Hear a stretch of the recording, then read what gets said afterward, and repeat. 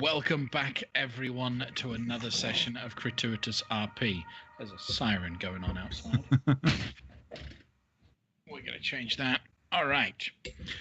So, very important. The police are involved. It's a big deal today. And you know why it's a big deal? Today we are going to announce who won our 100-follower giveaway and who gained the legendary bundle from D&D Beyond. Now, before we get into that, a couple quick announcements as a reminder.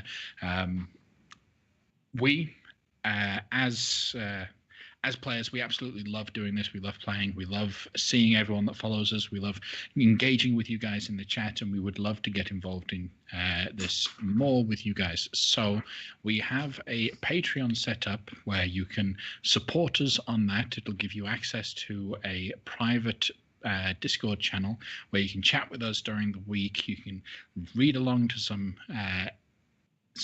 out of game but in character role-play chat as it happens during the week. You can even come and play with us in monthly campaign games or games nights. You can all around just have fun and hang out with us as people through that Discord channel. So check that out over on patreon.com/Teervanth. Follow us on Twitter if you aren't already. If you're not, why aren't you? Hurry up and click on the follow button on us. That is Twitter at Crituitous RP, and our Tumblr, where you can find more information about us, and then the backlog of Campfire RP is crituitousrp.tumblr.com. Now, as a great big thank you for everyone that has been following us over the past week as part of the giveaway, and just hopefully because you like us and not just because you want the free stuff, we would like to thank each and every one of you individually, just like we have done for the past couple of weeks, by once again reading out those that have followed us in the past 7 days. I don't think we're yet at the limit where we can't do this, so let's keep doing it. It'll start with me, Karl, Casey, Matthew, Stephen. Okay? All right. Starting at the top. Thank you, Elmer Fudd Games. And Cherry251. Jocelyn Fett. Dresden. Griffo PTF. Penemio. Level 1977. Dexterous Slime. Fog Society. Spam Anonym 1234. Shark Lady 71. Really hope it's a 71-year-old lady named Shark. Or just a 71-year-old woman who calls herself Shark Lady. It's actually her name is Shark Lady. By birth. Elf Spo, thank you. Chromium Man. Kit Kat Simpson 3. Nava_Mar. Lucas Otis. Lucas Otas. Zawaga.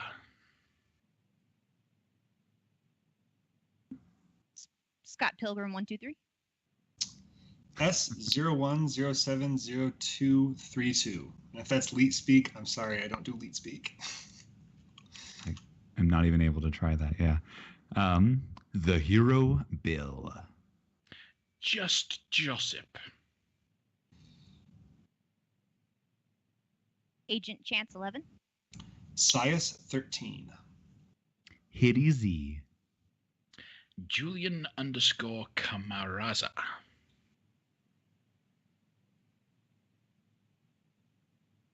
Feels Above Fire. Time for Tea. Monkey Heroa. Flint Gold. Casmere. Kestutis 101. Aelia Rosa. Inhuman 666. Gamer Level Dad. XII Logan. Thorin 1982. Oh yeah, it's me. Sorry. Epic's Mark.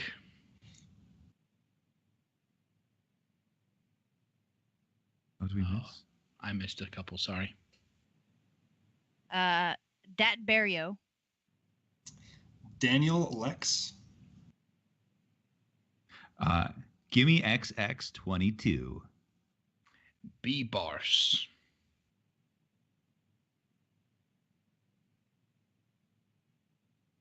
Starzine. _origami chef. Origami Chell? Is that an F or an L? I think it's Chef. Origami Shell. Heswivage 1. The Alpha Reptilian. Online Bass. Okay. Did we miss anyone else? No. Okay. Well, thank you to every one of you and everyone that has followed us to date. We really appreciate it. We like seeing that go up, and we get a little bit of a chuckle and a smile whenever that sort of thing happens. So, the thing everyone's waiting for, our giveaway. We would like to thank everyone that entered through all the means that you entered and all of that. It was very, very nice to see how many people out there were paying attention. The winner was the KOTM. Ooh. Yay! Oh. Come on, Karl. There we go. There we go. Yeah! Oh my gosh! What did they win? So well done to the KOTM. You won the legendary bundle for D&D Beyond. Now, we have already spoken to him and squared that away. He has it. I've been assured that he is using it and enjoying it, and we want to thank everyone for doing so. Now, keep paying attention to everything that's going on with us, because as our followers grow, we're going to do more of that kind of thing. Not sure yet what threshold we'll set the next giveaway at, but keep telling your friends, keep sharing it, keep getting people to follow us so that we can reach that next milestone. All right, then without further ado, let's jump into our adventure. So, previously on Crituitous RP, traipsing through the jungle, things are starting to get a little bit harder, a little bit worse. The emotions are starting to play heavily on everyone. The stress of the situation is starting to grow worse. Last session, we began to see the Ring of Winter starting to tease individuals, starting to play off emotions.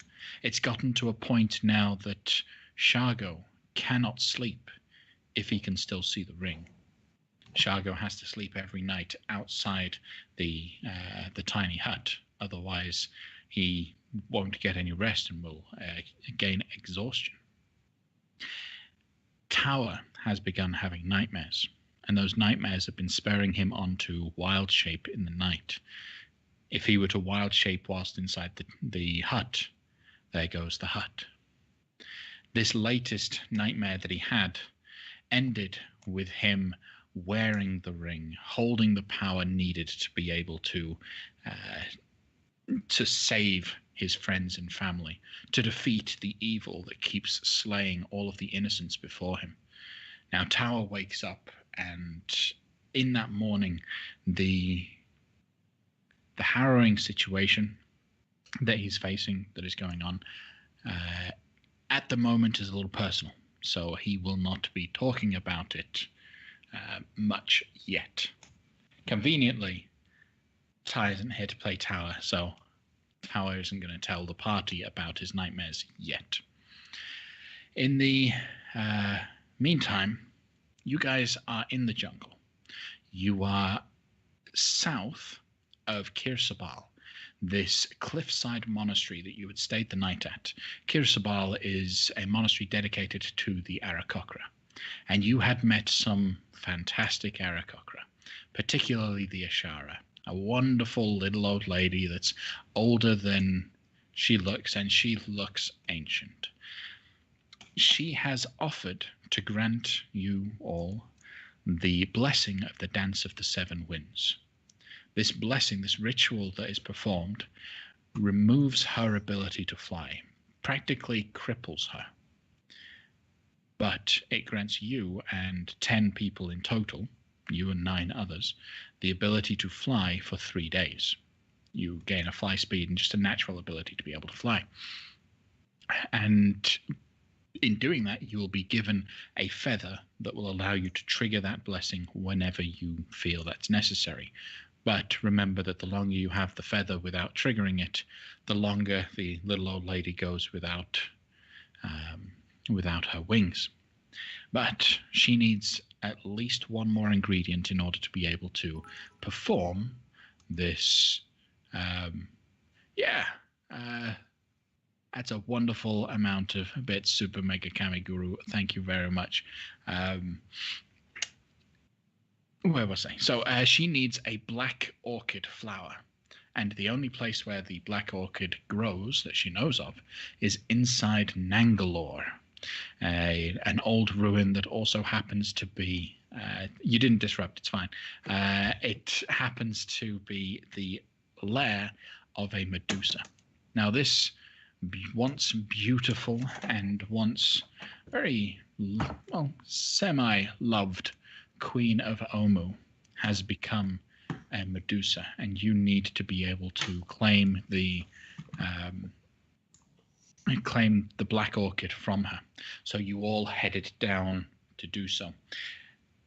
With the danger of the situation and with tenses starting to rise, and with the difficulty, Tower and Carmen will set up a defensible base for you all.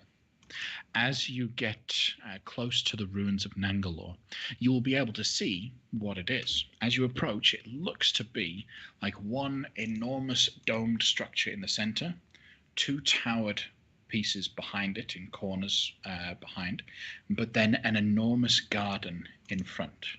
You can see with a decent distance that garden is filled with statues all over the place. Statues of different kinds of creatures. Yeah, statues decorating this. But cutting through it all is a wonderful, huge water feature.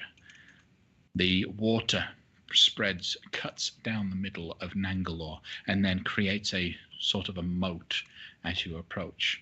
With the danger of the situation and with the idea that you might need a safe location to be able to go back to, Carmen is going to cast Leoman's tiny hut outside, a good distance away from Nangalore, and Tower is going to stay back to keep her protected. You guys will head out, and if you need a rest, if there is an issue, you just back up. But because of the nature of the spell, she has to stay where she is in order to give you that benefit. So, we jump back into the adventure. Let me move you to the map. You'll find yourself at the very bottom. You're not actually right up close to Nangalore, so don't worry about the fact that there are crocodiles right next to you yet. Okay? Yeah, what would you like to do on the way to Nangalore?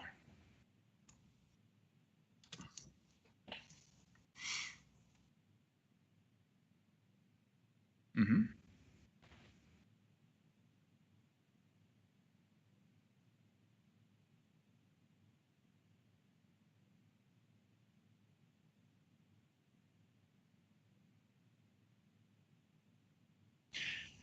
Salvage-wise, yes, you could. All of his minions, his men, which were 5 normal warriors, each of them were carrying spears, shields, and leather armor. Now, the leather armor and the shields are a bit too dented from the quick battle and the explosions that happened. Fireball! But the spears are still fairly intact, so you can recover 5 spears. You can also recover the short swords that the skeletons had, so 6 short swords, and mixed around all of the ruined pieces of armor that both the skeleton and the warriors were wearing, you end up with 2 pieces of leather armor that you can take. But these guys did not have any coin on them or nothing consumable on them when they died. Okay. So, as you approach up to the ruins of Nangalore, you can see this fantastic edifice rising up out of the jungle. At the front, as you approach, you can see the water feature that comes down, trickles down some steps. Either side of those steps, two big elephant faces. Beyond, the trees mingle and blend with the statues, and everything just looks wild. But you can see that there was once some pretty ornate beauty that has been taken over by the wild jungle since then. Swimming around outside Nangalore is a small little troop of crocodiles. So, as the six of you, you Lot and Shargo and Artus, approach, what do you do? How do you approach this?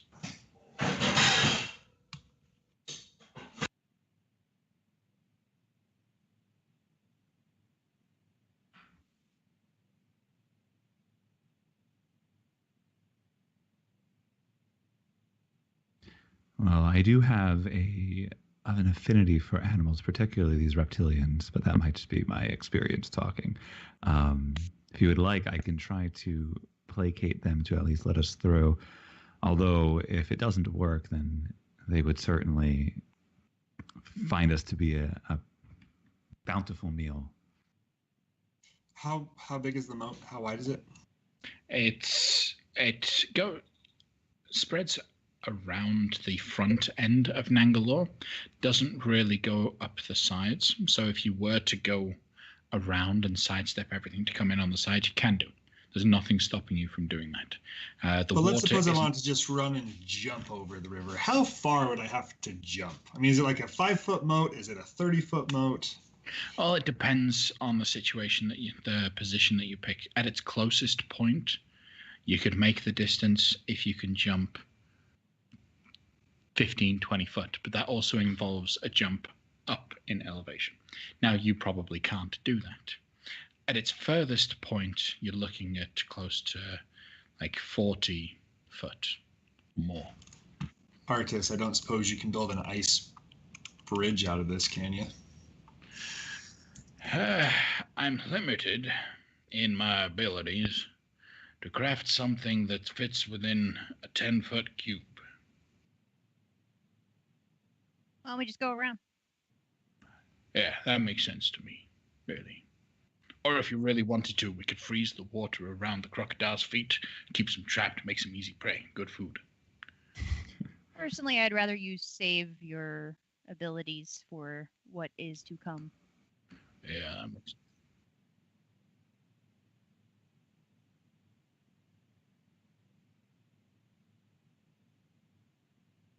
sense. Well, we gotta find it. Perhaps.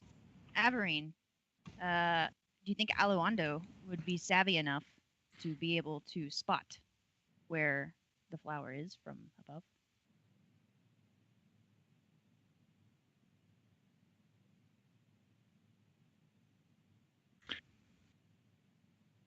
Well, if we knew where it was, that would make this very quick. Okay. Do you send Aluando on a scouting mission?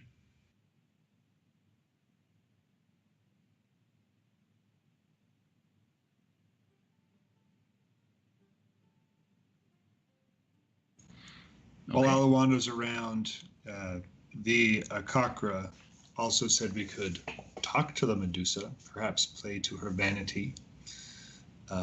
Perhaps she would just give us the flower if we presented the offer correctly. Well, she also said that the woman was very vain, and it seemed like she'd be the type to be taken aback if you didn't look at her. You know what I mean? Oh, I'm not so concerned. I've been practicing. As I understand it, she can only affect those somewhat close to her. I don't have to be close to her to do all the things that I can do. Perception check from Aluando, please. Sorry. Go ahead.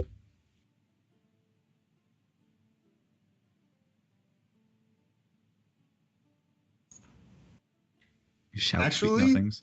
Yeah, I could keep her focused on me from very far away, so she's unlikely to see any of you. But does that affect her hair? I'm not sure if that's the right way to describe it in this instance. But if they see us, could that still cause us to turn to stone? Well, Even I if think she's transfixed on you? She does have to look at you. I think she has to look at you. I don't think if her hair looks at you. I've never encountered one of these before. I'm not. Well, and this is just what the Akakra told us. Maybe they're wrong, and entering her lair is absolute certain death for all involved.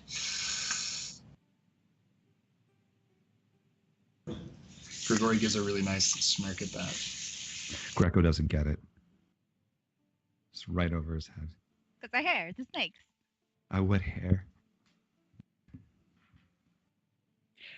So, Aluando goes scouting. You will give him the description of the black orchid flower that you need to find. Firstly, doesn't see it. All right. Keeps looking. Moving around.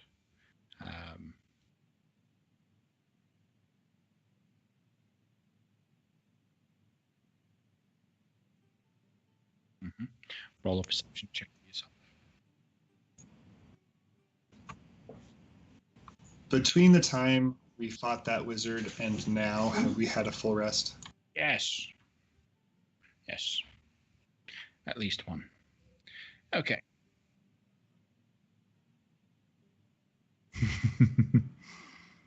Not really, but your passive is 11, so I'll take your passive perception of 11.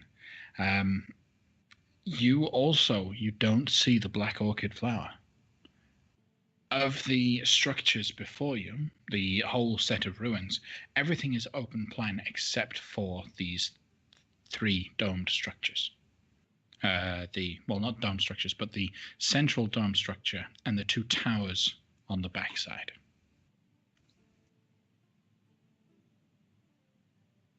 Not with your perceptions. That's always a terrifying response. Yeah, you don't see anything with that roll. It's fine. You can see Karl talk, but can't hear him. I think, we can hear Karl, but I think there is an issue with the stream. Let's double check. Okay. Thank you for letting us know. 1 in Rage and Super Mega Kamiguru. We really appreciate you guys mentioning this kind of thing. Thank you.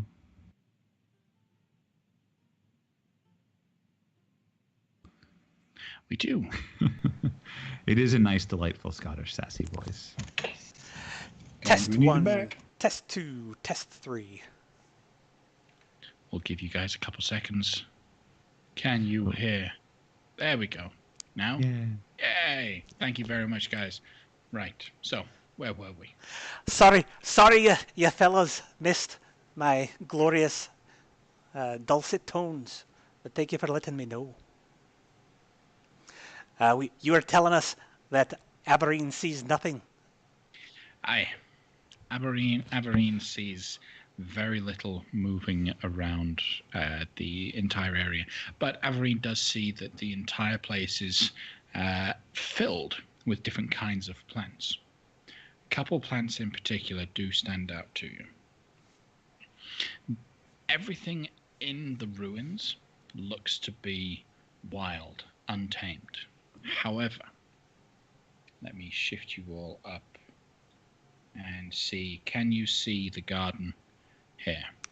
I see Yep. the garden. Yes. I also see a pillar of black something, so there appears to be some shading. All right, let me...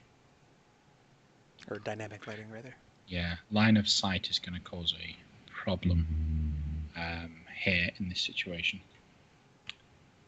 But you know what? That pillar isn't that important. Let me get rid of that. Okay, there we go.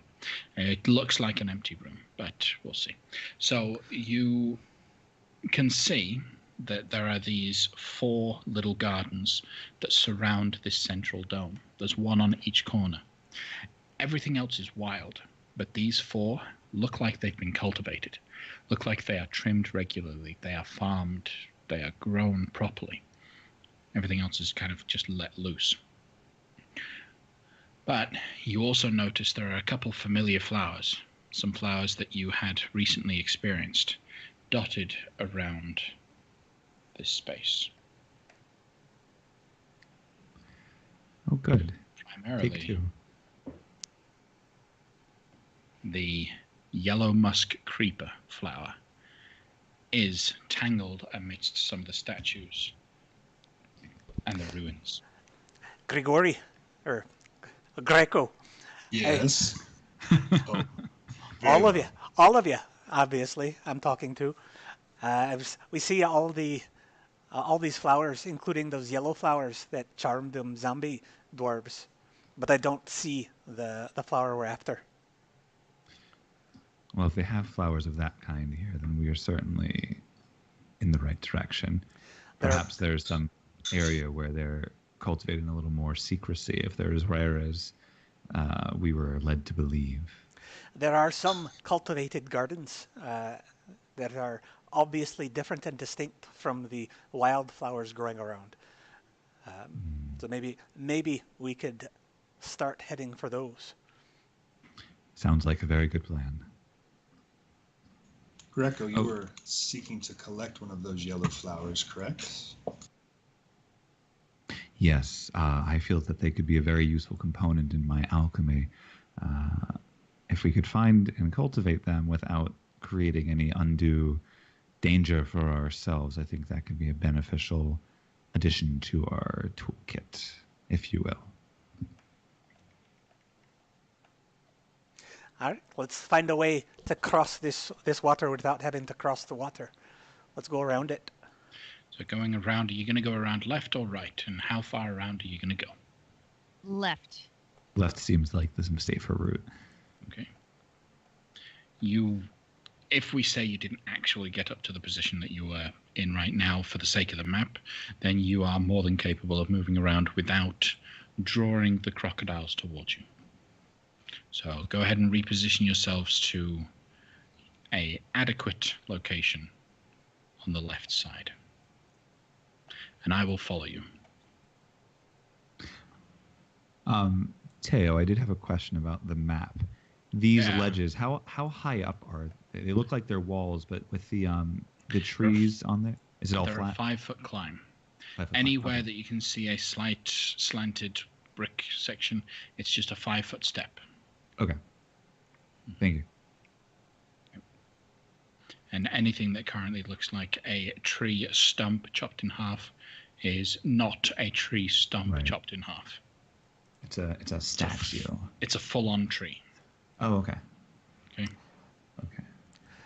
So should we try to stay to the side?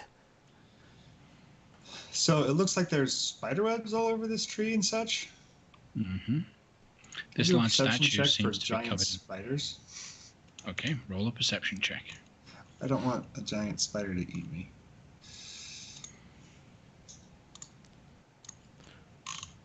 But with that kind of roll, maybe one will. You think you see the web wobble a little bit, but then you think it's probably just the wind. You don't see any giant spiders. You don't see any way that a giant spider could be hiding from you. Sure. I would suggest not approaching it anyways. Yeah. You don't want to get tangled up in that. Maybe Walking we into should- spider webs is not a good idea. Maybe we should kind of hug the left here and then past the spider webs, get up on the pedestal. Do we want to try to get the yellow flower? And if so, who's going to attempt that?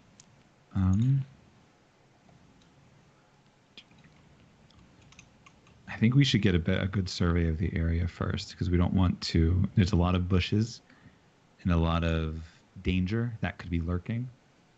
And if we were sitting here focusing on this flower and all of a sudden the Medusa pops up behind us, who noticed us rooting around, then that could be a problem.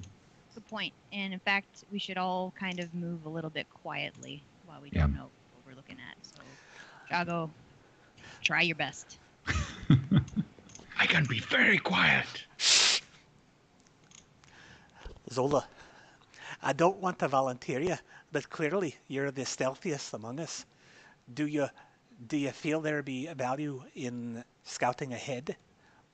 Or would you prefer that we all stick together? If we weren't wide out in the open, I'd already have volunteered myself. But the thing is that I can't keep my eyes on everything all at the same time with what's going on here.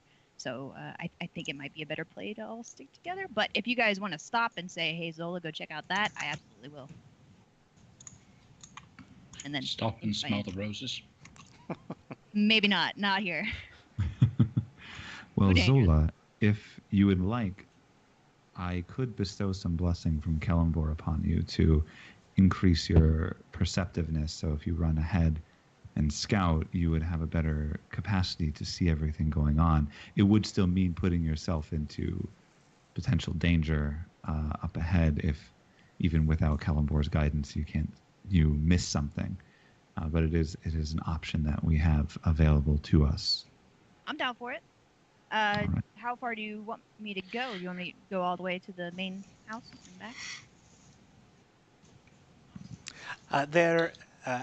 Before, on each corner of that main structure, there is a cultivated garden. I think our chances are best starting in those gardens, seeking the flower. So, two things. One, I cast mage armor on myself. And then two, I think it would be wise if we could prevent others from knowing we're here as much as possible. I can make Zola, Averine, and Greco invisible. Greco, just stay by me, so if something jumps me, you can keep me alive. And that way, Averine and Zola can move about, and if something nasty rears its head, the two of you can get the jump on it. You want me to engage? If something No. comes out?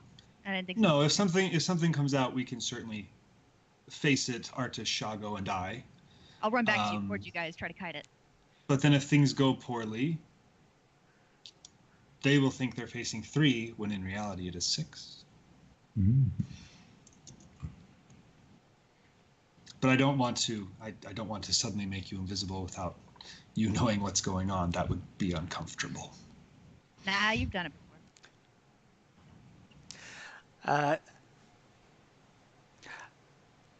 I like the idea of making some of us invisible. And surely, if Zola is heading out to scout, she should be one of those folks. I might nominate one of the heavily armored folk as well, so that they don't also draw attention. My brother really isn't bad at sneaking. I'm just better than him. Well, that was my thought about Greco, but I think Averine and Zola are obvious choices. The rest are... And for what it's worth, although I do wear this large shell, it doesn't create any undue noise when walking, certainly not on the level of the heavy armor that you might see on other warriors. If you think that being close to the Medusa is what is riskiest, if the Medusa can see you, then maybe it would be best to give it to the folks who need to be close to her in order to do damage. That way they can get close to her to strike. I, on the other hand, will not be getting close. Artis, Shago, I think we all agree Zola's an obvious choice. But of course. Well, if that's the thought, I'm Artis, Shago, and Zola then? What kind of shield does Shago have? Shago just holds a simple wooden shield. He got a +1 shield back in... Oh yeah, he did, didn't he? when you guys all got a special one. So his looks special. But, It's a special wooden shield. yeah. It's one of those cool ones that has like little divot in it for stabbing the spears. Shago, back with the Arakakra, I had them polish up my shield to give it a sheen and reflective surface. Would you want to trade shields in case you end up face to face with this monstrosity? I believe they did a similar thing for my own as well. So I should be okay. You keep your shield. I had them shine the inside as well, so I can look this way and reflect, you know? I never took you for the vain type, Shago. Is that why you're always holding your shield like that? I think you're a fine-looking fellow. You don't need the constant reassurance. I promise you. You make me laugh, Avorine. But no, it is just so I can see the people creeping up behind me. Like him. And he points to Grigori. Always don't trust him being behind me. I was about ready for him to say, like him, and then like some guy out of the woods is heading to murder us. All right, well, hearing no objection, Grigori casts invisibility at 3rd level and spends a sorcery point to do twinned spell in order to get 3 people invisible. So that'll be Zola, Artis, and Shago. All right. Thanks, Apple Cake. Okay. Apple cake.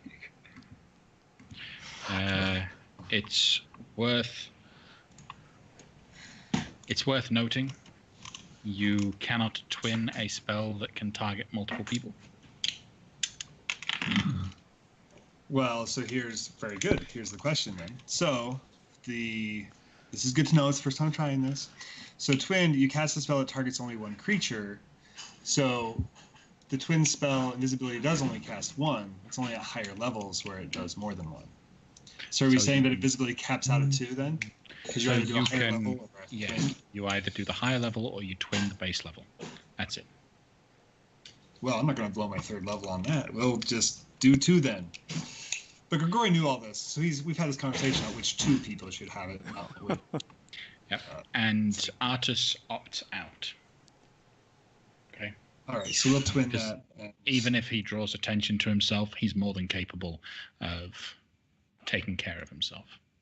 And there's no way he's turning to stone. All right, so we'll twin that up in Shago and Zola. Okay. Shago goes invisible, and the first thing he does is he pokes Grigori with his stick. Just to test. Seeing you don't flinch until after it pokes, it's like, okay, we are good now. Zola, I need you to come here, and I cannot find you. But in order for me to put the blessing on you, I do have to make some kind of contact. And I could be touching anything in the air right now if I just reach out. So Greco will feel a slight body press against him if she just gives him a great big hug. And he hugs the space back wherever it's from and says a little prayer and casts Owl's Wisdom. Oh, that was so nice. Okay. Shago says, thank you, Greco. You're very welcome. So, shall we go, sister? It's the siblings. Let's do this. All right. I bet you get found first. Okay. Sure. Okay. So the 2 of you, nice and hidden, begin making your way north. How far up are you going to go? And I need stealth checks from both of you. Mm-hmm. Right before this tree stump is... right after the tree stump. That's not a stump. Okay. I send Alawando up to be our eyes in the sky. All right. Yeah. What were you going to say? Alawando, you tell me if anything's coming to our friends. It nods and it keeps an eye out. So you all make your way forward. However, as you approach this particular location, a flower on the side of the tree begins to just puff out some pollen. This flower does not look like the yellow musk creeper, though it seems to push out the same thing. Are we already in it? Can we hold up? As you approach, it puffs out. Both of you will already be in the area as you approach. I need you to roll wisdom saving throws. Hey, but you get advantage on that, right? Or does You that get not apply? advantage. Yeah. Yep.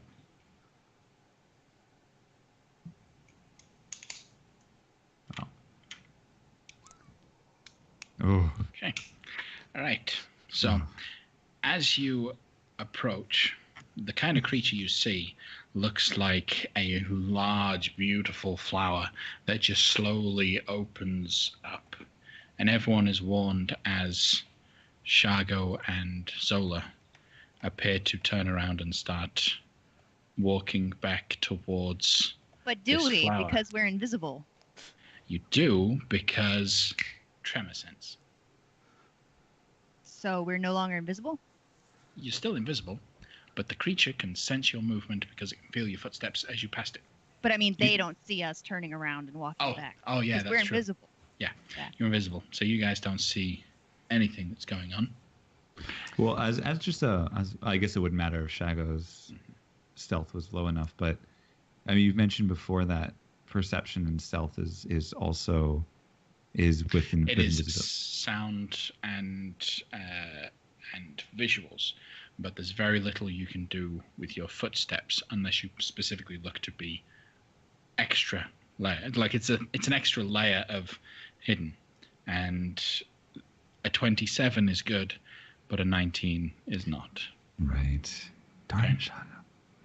So you guys begin approaching. Yeah. So far, so good, guys. I don't see anything going amiss. I think this is a good plan. Oh, good. It's always nice when our well thought out plans work exactly as we anticipate. I know. We're a good team. When the quiet, sneaky ones can get ahead and nothing seems to happen, I mean, they might just come back with the flower altogether. That's why it's good to have such quiet, sneaky folk in the group because they're just so effective. Exactly. And if there were a problem, they'd shout.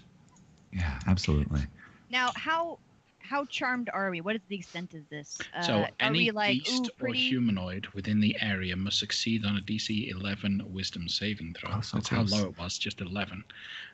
Or be forced to use all its movement on its turn to get as close to the man trap as possible. An affected target can repeat the saving throw at the end of each of its turns, ending the effect on itself on a success. You're not charmed. You still have your mind about you. I would say you would even recognize that this is a problem, as you would recognize yourself being pulled towards this creature. You wouldn't know that the other party member, the other of the two of you, is also being pulled. So I guess, yes, you will at some point hear a voice. Zola, are you there? Yeah, I'm here. I think we have a big problem. I do too. Grigori! You will, as you get right up close, you'll see this flower begin to spread open and reveal its true nature. Does it start singing doo-wop music? Just feed me. Not quite. Ah, As it darn wraps up and open, tentacles begin flapping in all directions, as it can't see you all. But you know that something is freaking out. Can we see it? I would say Alawando by this point can see the flower that has begun freaking out. Started flapping. Fellas, there's a flower freaking out and flapping. I think Did we hear Zola scream? I did call out. Then yes. Grigori asks where. that way. How far? Between 50 and 75. Alawando, there's only so much I can tell you. Probably has something to do with the flower that's freaking out, guys. The flower. Well, we Never can't mind, just we drop the can't see the invisibility. flower. We can't see the flower. We can only see the Alawando can see it, but we can't. Right? Is that what I'm understanding? This is getting ridiculous. I think I could reach him. As I'm walking towards him, I'm going to throw my spear at him. Does a 20 hit you, Grigori? At me? Is he close enough to hit me? What's his range? He has disadvantage on the attack. You will hear a spear land next to your feet. Drop the spell. I drop the spell on Shago. Can I pick only Shago? No, you drop concentration on one spell. It drops on both. Don't drop it. Don't drop it. No, yeah. Where is it? We just have 50 to 75 feet that way. I drop a sacred flame 50 to 75 feet that way. Kill the creature. That is a dangerous move. Why would you do that? This is me talking, not Greco. I heard Zola scream concern. Shago threw a spear at me. It's like, all right, there's clearly something over there, so we're just gonna drop a ranged spell on it. Greco's just gonna start walking over there, because obviously their friends need help. Hey, I'm gonna cast a firebolt at the freaking out flower. From where I've moved Greco to, At can he which point, see? if you guys are going to be attacking it, let's roll initiative.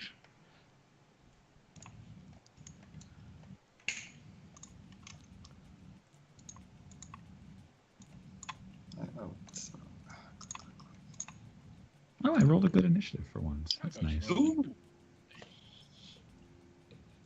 Oh, but when everyone rolls good initiative, my good initiative doesn't mean anything. Sorry. Yeah, whatever. Now, thankfully, the man-trap can't see the two individuals that are close to it. So at the end of their next turn, they will get an opportunity to avoid this. Do it.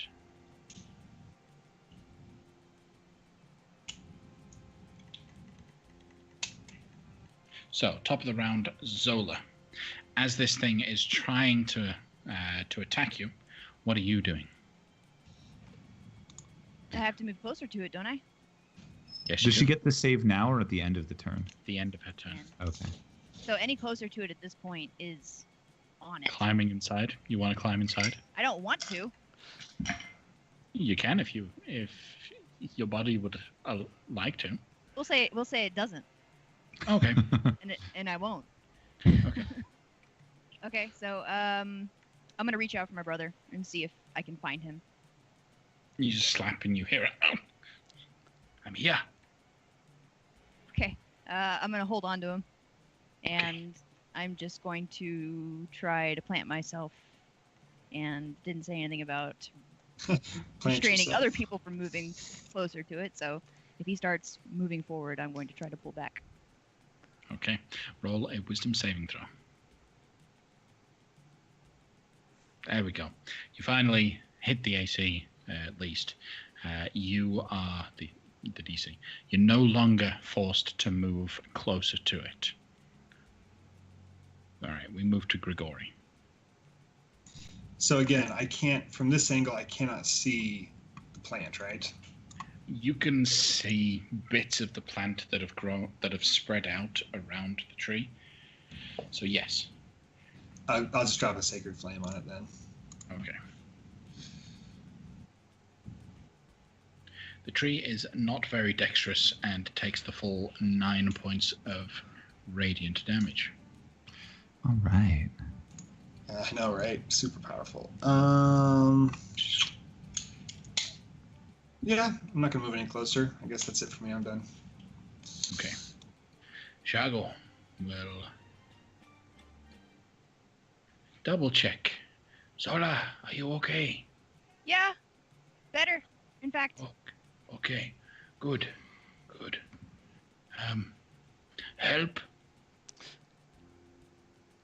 There's not really much he can do.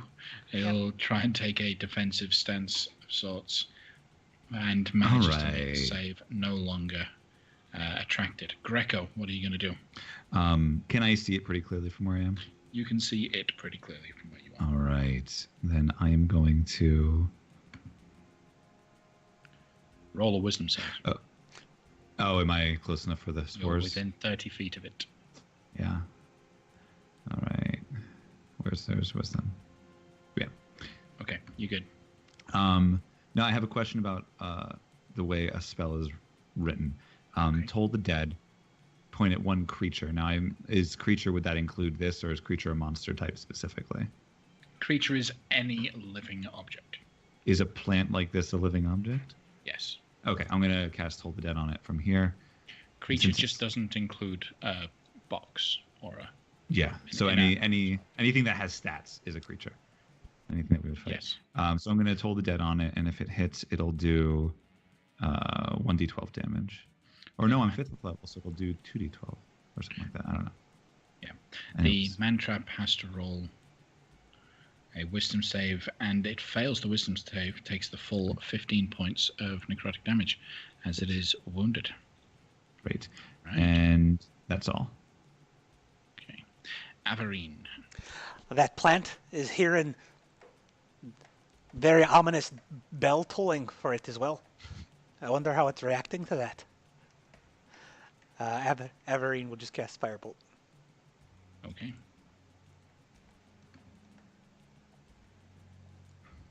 You launch a firebolt, and that will hit. Takes 8 points of fire damage as it connects with the man-trap. Anything else, Averine? That's it. Okay. At this point, the man-trap is screeching and desperately lashing out. It's going to try to reach out and hit one of the two of you. It has disadvantage, not only because you are invisible, but also just because it's you haven't really done anything on your turn except try to pull away. Disadvantage. Even with a disadvantage, that is an 18 to hit Zola. That will hit. Okay. You don't take any damage. Instead, the tentacles latch onto you and pull you inside. You are completely engulfed inside of this. While trapped in this way, the target is blinded and restrained, has total cover from attacks and other effects outside the man-trap, and will take acid damage at the start of each of its turns. Okay. So, Artus will run forward 30 foot, and is going to pull out his longbow and fire a shot. The 12 is going to miss. 14 is also the 14 will hit for 6 points of piercing damage, and then 20 will hit for another 4. Okay. Zola. Despite being restrained, I'm just going to do as much damage as I can in here. Okay. You start your turn by taking 14 points of acid damage. Holy criminy. Is that like no, I can't dodge that. I'm engulfed. Oh. You become visible inside the creature. Yeah. If only Gamble was inside the creature right now, though. Right? Heal it away. All right, so attack. Okay. So an 11 is going to miss. These should be at advantage, though, right? Because she's like surrounded I'm by restrained. this guy. She's restrained. Yeah. It's not a question of whether or not she can hit. It's a question of whether or not she can get enough power behind each swing. It's Doesn't do any Drax at the physical start damage. of Guardians of the Galaxy, too. Yeah. Such a low sneak attack. That is definitely going to hit, though, with the 22. So, stabbing away with 2 points of slashing damage, you come tearing out in a hurrah as the flower is destroyed. Can I do a superhero landing? Just like. Yes, you can. Land Covered on in one blood. knee with your not your. Yeah. You destroy that man-trap. Are you still invisible, though? No, not after Invisibility. it took Oh, She yeah, took 'cause you- damage and attacked, so no. No way. Fair enough. Shago is, though. Zola! That looked really cool. I know. I'm so glad someone saw it. Usually no one's around for those things. Okay, so everything in here can cause you to move towards it, I am thinking. Grigori picks up the spear, walks over towards Zola with the spear in his hand. Now here's We'll kind of retcon that whole spear throwing thing, because the throwing of the spear would have been considered an attack, and remove his. Well, but he didn't hit me. He was throwing it in my general direction. He was passing me a spear, really. It wasn't an attack. It was a pass. It was a trying to, like throwing a health potion to someone. Yeah. So, all right, what do you guys want to do at this point? You are now a little bit closer to the ruins, and you can see more of these statues dotted around the place. There are more flowers and more dangerous things further up, but you're also getting much closer at this point to the central domed tower. Now, this central tower appears to have, from your side, steps that lead upwards towards it on either side, and it actually looks like it's sat on the back of a series of animals. So you can see an elephant, a T-Rex right at the front, more elephants in the corners. It looks like those creatures are holding this dome structure aloft, and you have to step up to get to these huge broken archways. So there is some ability to be able to see inside. Greco's going to go up to Zola and just hand her one of the potions of healing that he has, since he did brew some extras, I think, last session, so that she can use it, since she looks pretty acided up. Thank you. Yes, You're very it welcome. burns. Thank you. It was very brave of you to go up ahead and face that monster. That's Unknowing. 1d4 plus. I don't know. Since I brewed them, I'm not sure actually what the healing for that is. If it's different than a standard one or not. Did you make it with love? Because if you made it with love, that counts for more. I did. It does an extra 1d4. If you really love them, 1d6. You can quantify love in D&D. It's true. You can quantify everything. Teo, how much would that heal? Is that just a typical potion of healing? Yeah, 2d4 plus 2. Okay, cool. Just realized none of your tokens are actually connected to your character sheets right now. Uh-oh. I'm not sure, so bear with me 1 second while I get that fixed and updated.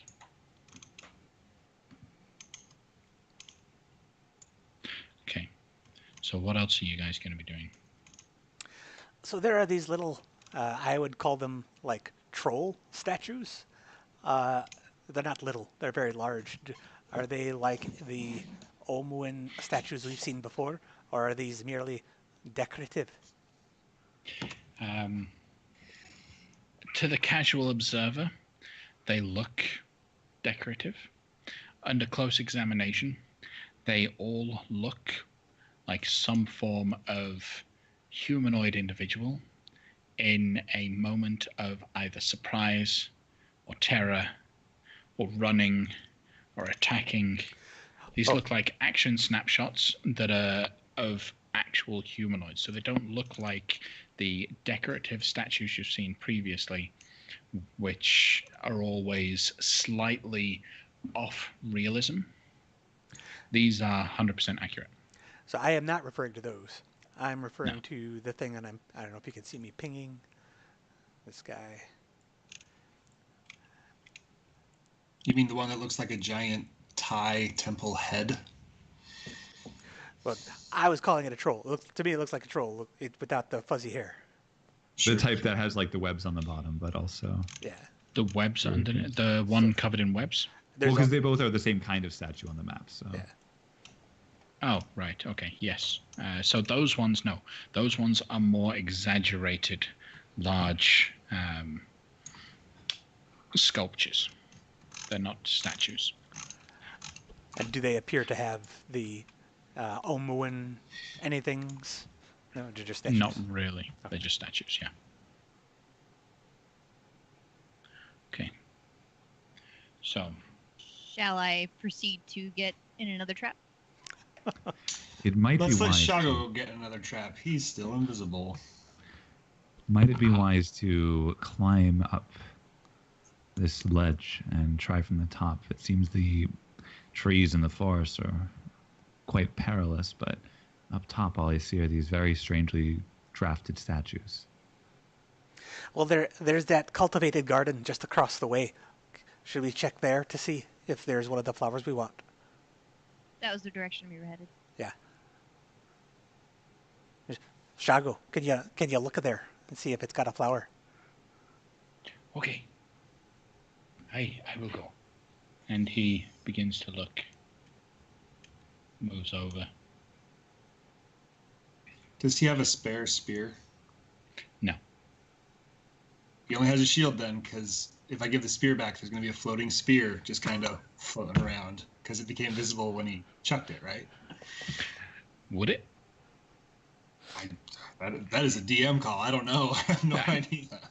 We'll see. Let's So, see. What's the spell say? He steps over to the cultivated garden and starts looking around it. I do not see the I do not see the black orchid. It doesn't appear to be here. And these are pretty flowers. You come back here right Come back, now. Shago. Come on. But the flowers. Okay, Get I'm away. gonna run after him where I can hear him. Try to He's grab him. invisible. Greco can Like go Nero. after him. Okay. He Something just got that eaten by a plant. Let someone else deal with Shago. you'll pull him back. That's fine. One of the very easily you'll recognize these Zola as you get close enough. These particular flowers in all of these sections, the reason why they're cultivated is they're hallucinogens. Ooh. Oh, those are the Can have a fun good night flowers. tonight. I have so many questions. How does Zola easily recognize hallucinogenic flowers just by sight? I gotta know. Port Nyanzaro has plenty of trade. True. Yes, Can that's Shago why. see music now? He can hear colors. Ooh, cool. All right. Oh, thank you, Zola. Okay, I do not see the flower, but I do see inside the tower a little bit more. Okay, don't go too far. Greco's gonna stand up with Zola just to keep a guard on up front. These statues look very realistic. Almost like I could talk to them. Probably because they're actually people. I like this video game NPC dialogue as we follow the character moving up as they describe the setting. Hey, Grigori's I think that one leaning just casually moved. against the tree and is not going any further as all y'all silly people just go charging forward into this thing. Now, did Shago just say that one of them just moved? I think I saw one move. Is that the flowers or is that the statue? Really, calls him Stop. moving. Stop talking, Shago. Oh, You, okay. Sorry. if you have something to say, come back and tell us. He will walk back carefully, stepping next to Zola. I am going inside the tower now. I will be right back. Okay, please be And careful. he will slip He's so careful. Be smart. away. Please be smart. Will I feel if the spell that I'm concentrating on stops? That's a good question. I would say so, Sure. Okay, because great. you would lose concentration on the spell. Yeah.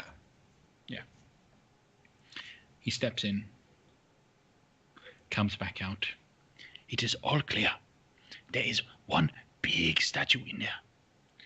And that's about it.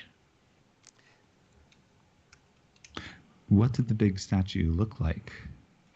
A big Omuan warrior. Was the flower in there? No, I did not see a flower. All right, we don't go in there. Okay. There are a few other places that we could go. So we've seen that flower that Greco wants before when the Mhm. dwarves came after us, right? Correct.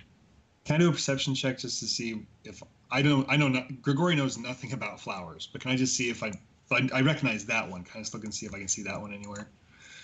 Of course.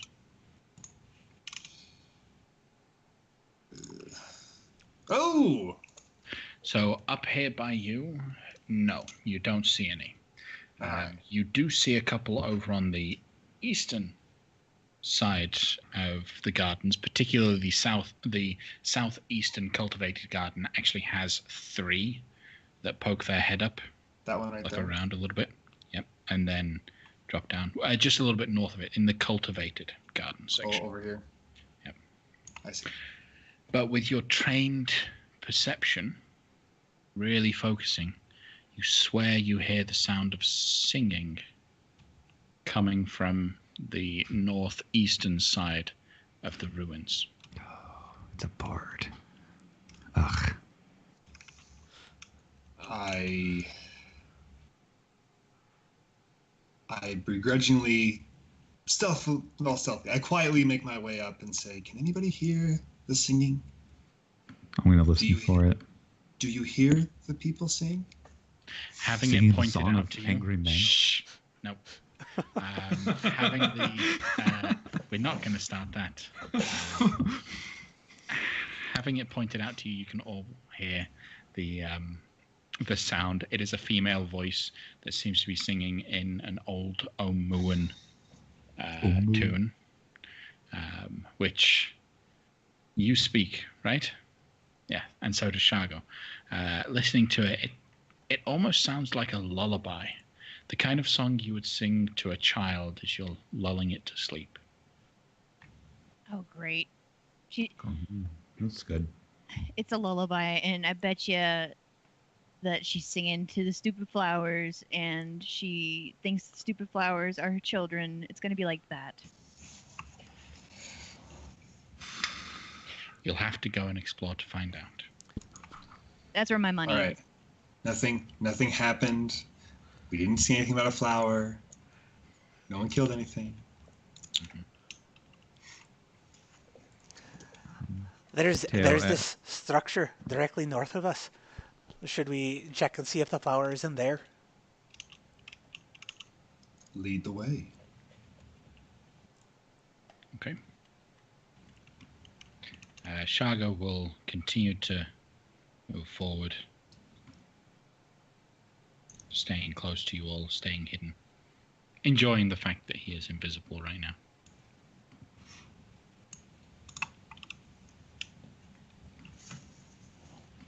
As you approach this tower to the north, this one looks like it is in disarray. There are portions of it that are broken down, shattered.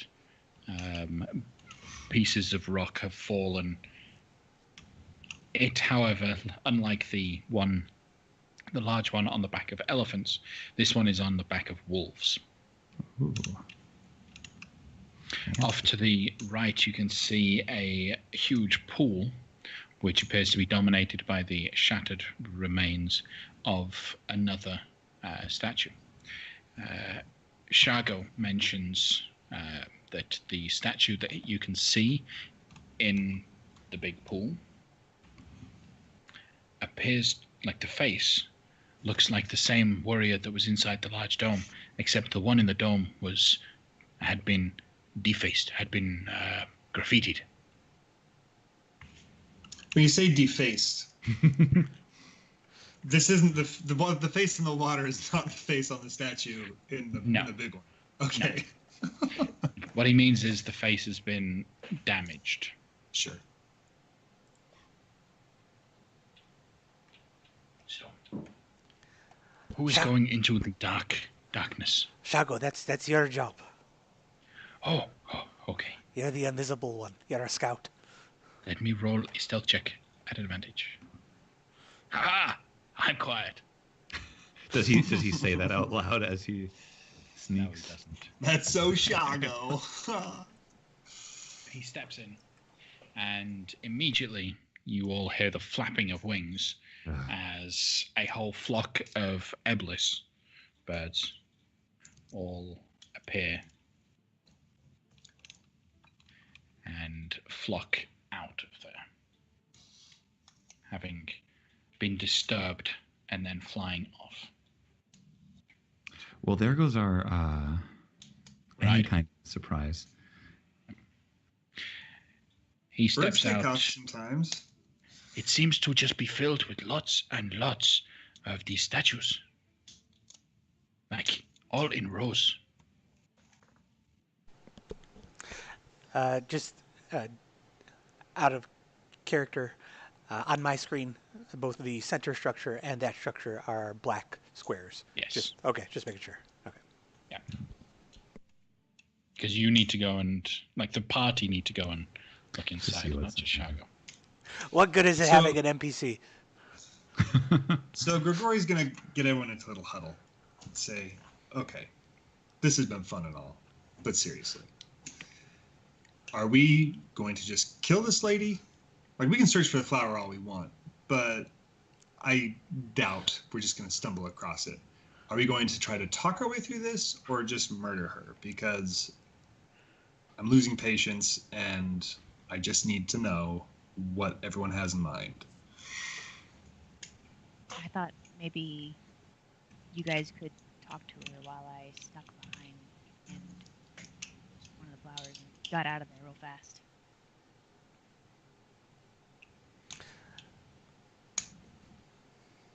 Is everyone else on board with that? It sounds like a great plan. Indeed, it does. Well, I am no good up close, so I'll be staying at range. So it seems advising someone else to get up close is a little cowardly on my part. So I will defer to those who wish to get closest to her. If our plan is to create a diversion so Zola can get in and take something, it might be in our best interest to keep as many of us hidden as possible so we don't look like we're an attacking force. Which one of us would be the best bet to actually speak with this woman is another issue entirely. Although you are quite the charmer and you have a way with words, Grigori, I worry that your presence and appearance on its own might be more alarming to this Medusa than anything else, although I don't know that any of the rest of us would be nearly as successful as you. Well, she is a Chultan queen, and we have some Chultans here, including yourself, Greco. My capacity to charm, as I'm sure you've more than well noticed, is not exactly high. Well, There- if you're just worried about the horns, he can change that. I can look however I want. Oh, that's true. Would it require dropping concentration? It would actually. Nope, I don't think that'll happen then. By this time of you guys slowly exploring, moving around from place to place, talking a bunch, the invisibility spell is going to wear off. What's the duration on that? Is that just 10 minutes? Or An is that- hour. It's an hour, Okay. but So that you means guys the are owl's taking listening your to us, so- time and moving slowly. Well, then I recommend that we just move. I like the original plan. So Zola and Shago, rather than exploring in the middle of this, why don't you go around the outside and come up the back? We'll go through the middle. And then if we run into her, we will try to keep her occupied and you can sneak in from behind. So is this back stone area, is that a wall? Which backstone area are you talking about? The one that looks like it could be a wall. Probably a wall. Around here? Yes, that's a wall. That's a wall. Okay, how big is it? It's a 20-foot drop on the other side, but it's by this point it's just it's on the same level as you guys currently. Okay. How I wide think- is the top of the wall? 5 foot wide. Oh, we could do that. You could do that without any difficulty. I am curious, the pillar that you had deleted, I know on the map we can see there's stairs, but when we're looking at that as us, we would just see an empty room or... From what you're looking at, you Yeah, would see a square block. Okay, cool. Just making sure. I want to make sure I'm not, projecting anything. So, where All are we right. going? What are we doing? So should the distraction force, should we head through the middle, through the building with the warrior, and cause a ruckus outside, perhaps draw her out, and then let Shago and Zola get in through the side? Yeah, while she's moving south, me and Shago will cut across that wall. If we do this, we should have an escape plan in mind, because if things get hairy, which I anticipate they might, then we'll want to have a very fast escape. I think the plan is to run at least 30 feet away from her and then stay at least 30 feet away from her. Thereabouts. A good 15 paces away. And we regroup at the hut if it all goes terribly, terribly wrong. It all goes bottoms up. So, who is? I give the Shago sneak his force? spear back. Who is the sneaky ones? Shago and Zola, I presume. I think it's me and again. Shago, yeah. Okay. I give him back his spear, I cast invisibility, and I twin it again. Okay. People are exhausting my strength. Welcome to being a spellcaster.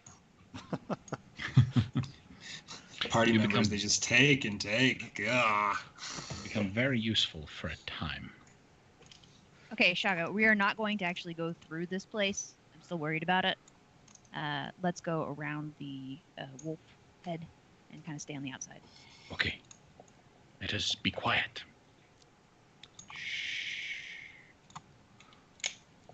So, you guys will make your way around. As you look inside Zola, you can see what he meant. The room appears to be filled with statues. Now, whereas all of the other statues in these ruins look like natural creatures that have been put in stone form, all of these look identical to one another. It literally looks like an army of stone statues. And it gives me the heebie-jeebies. Yep. Okay. Moving on. Does continue on. So those that are headed into the large chamber, you get a better view of this 2-story chamber from the inside. What you can see is dominating it is this 18-foot tall stone statue of a Chultan warrior in armor. He's wearing a helmet festooned with Tyrannosaurus teeth, and he's bearing a shield of a very intricate pattern of a leopard over the top of it, like it's covered in leopard hide, but it's just one big statue. His spear is pointed down into the large pool of water below, which is murky and dark, hard to be seen. You can see his face has been defaced and damaged. There is writing carved on the floor in front and behind him, and stood right next to him, tiny little statue to the side of this giant warrior is another one, but this one is much, much smaller. It is a man reaching for an urn that is in the water just ahead of him. He just about touches the urn as he gets turned to stone.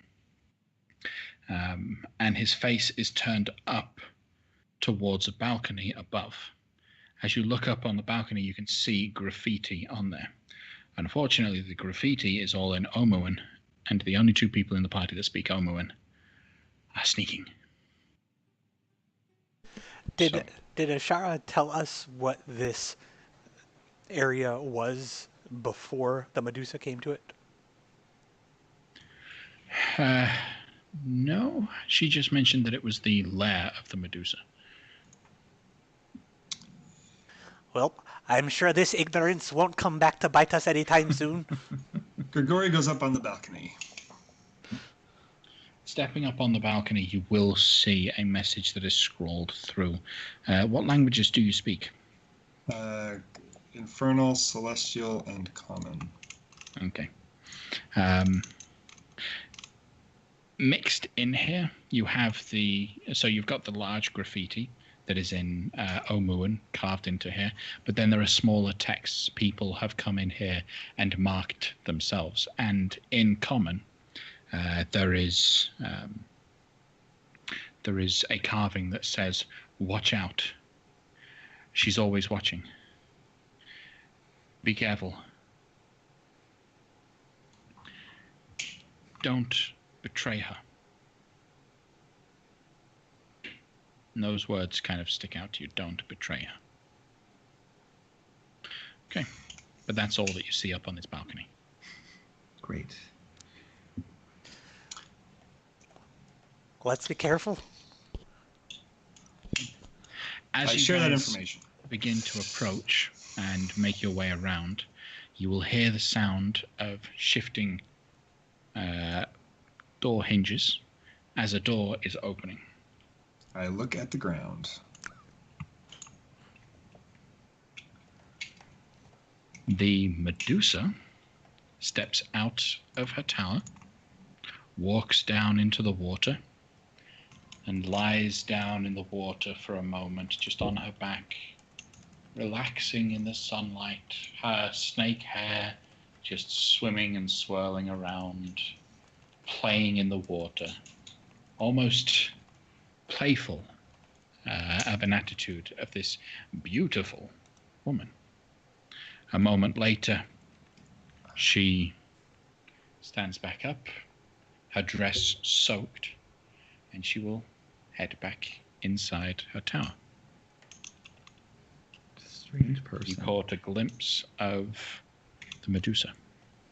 And yes, her behavior, strange, to say the least. What are you guys doing? I'm going to suggest to Shago that we sneak about halfway up on the wall. Okay. Do not look at that lady, no matter how hot she is. I am looking away. Don't worry. Well, Shall we cross suppose- this room carefully and stealthily? very, very carefully, yes.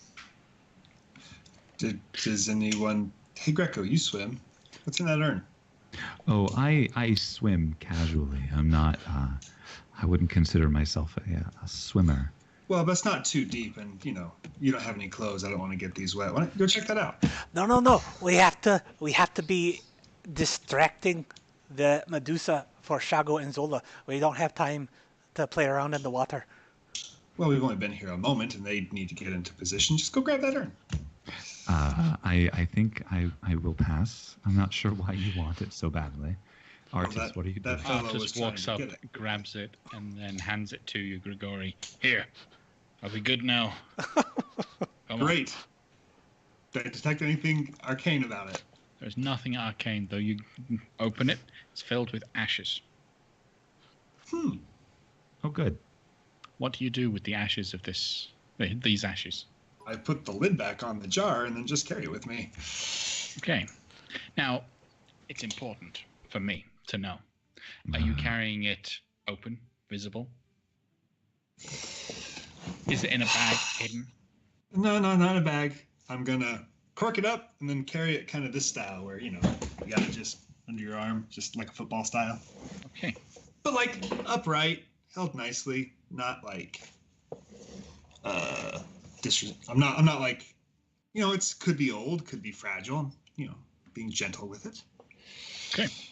So you guys reach That's never the creepy when opposite the side. DM says he wants to know how you're carrying something. You're not going to just dump all the ashes into the water? Oh, thanks for reminding me. Wisdom save, please.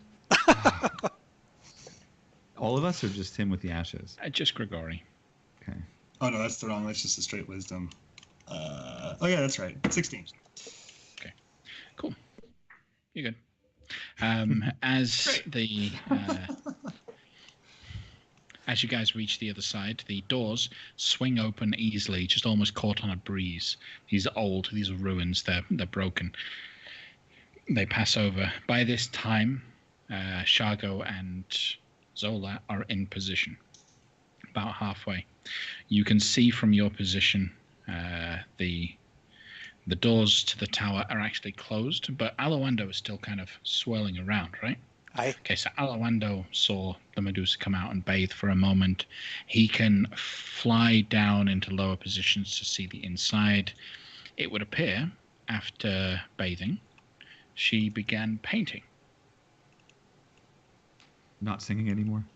Not singing anymore. Greco, the flower you want is in this flower bed right here. I think we can wait a moment, since if things go poorly, we may not have another chance. If you'd like to collect some flowers. I believe right now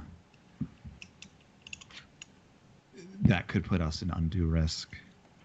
If it is anything like the instance before where we encountered those flowers and their thralls, then we may be unable to perform our end of this diversion. Just so you know, you may not get another chance to have those flowers. Indeed. Although this seems to be a more pressing matter at present. All of you hide. Oh no. That is a... Or no, Greco, you can stay by me, but everyone else hide. Wait. That... Very well. Or you're welcome to hide as well. Is I'm going Artis to- hiding in the hallucinogenic flowers right now? When you're 300 years old, you got to There's get your not kicks. much that still affects him at this point. He's a 60-year-old hippie man. He'll Nothing come to out worry with about. a light buzz. Yeah, feeling pretty good, you know? So you're gonna hide, everyone? Everyone appears to hide. What are you doing, Gregory? I am gonna make sure that I am pretty far away from that door. Oh, my 30... I gotta get further away from that door where I'm hiding. Yeah, get further away. I'll stay where I am. I am going to... Oh, gosh. Grigori, I can mage hand some knocking at the door, or perhaps even open it. I'm not sure if it's locked or anything, but if you need me to do something from far away, I can. Okay. Yeah, knock on the door. That sounds good. Just let's do this. Zola and Shaga were in for a bit of a surprise, so let's just give them one more minute to get situated, and then we'll go from there. Grigori, you talking like this right now has me very anxious. I just want to put that out there. Oh no, don't. So I can get her to focus on me, and then as long as I talk to her like a snake charmer, she'll stay focused on me. So I can talk to her, then I turn invisible, and she will stay focused on me as I continue to talk. That way she can't make me stone. But that means, and I should have told Zola and Shago this, they will become visible while we're having this conversation. That would have been a very important piece of information, yes. How are you... That's a small oversight on Okay. my part. Sorry, you're going to turn yourself invisible? Right, so I can cast Enthrall as long as I can see her and she can hear me. And Enthrall lasts as long as she can keep hearing me. So I get her attention, I cast Enthrall, then I make myself invisible, then I can, hypothetically, walk around her and keep her from noticing my friends. Maybe. It makes it... She gets disadvantage on catching anyone but me while she's enthralled. I think it's disadvantage. Because relying on a string of things to go successfully has worked out well in the past. Absolutely. All right. So, Mage Hand knocks on the door. Just to throw it in the chain of events that may be going. Let's make it as long and complicated as possible, this chain of events, for it to work out correctly. That's the best kind of plan, right? One with the That's most opportunities to fail within it. Exactly. That's right. So if I see the doors begin to open, at that moment I will cast Bless on myself and my compatriots that are in my immediate vicinity. Okay. Awesome. If I see Right. the door open. So the door is knocked. The door opens, and out steps a woman. A beautiful black gown. Behind her, as the door opens, you can see quite clearly around the base of where her painting, her canvas is. You can see a trough of these black orchids. They are cultivated within her tower. What do you do? So, just to be clear, I'm going to talk to her, and if she gets within probably any closer, how far are we at? Like 35 feet? Yeah, 40 feet. If she gets one step closer to me, I cast Enthrall. But I won't cast it if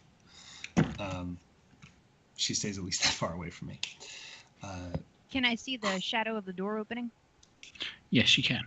Okay, we're gonna start moving then. Okay. And I will call Shadow out loudly follows your enough. lead. Call out loudly enough for her to hear, and presumably for everyone to hear. Queen Zakore, I have come to pay the Queen of Omu homage. She looks quite proud to herself for a moment, looks about at her subjects, her eyes train in on you, and then you see her visage shift considerably as she then looks down at the urn in your hands. And she's delighted you brought it. What are you doing Yes. with the ashes of my beloved? Bring them here to me now, insolent fool. Yes, my queen. Cast Enthrall. Okay. So I'll talk to her. I just weave a distracting string of words as I come and talk to her.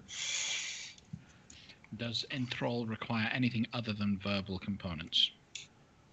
It is...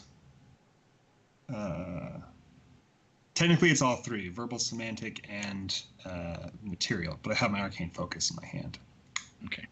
So while you're weaving a distracting string of words, you're also waving your hands and casting a spell. Well, at least one of them. He's Oh, yeah. gesturing. He's Sure. being grandiose. Fair enough. All right.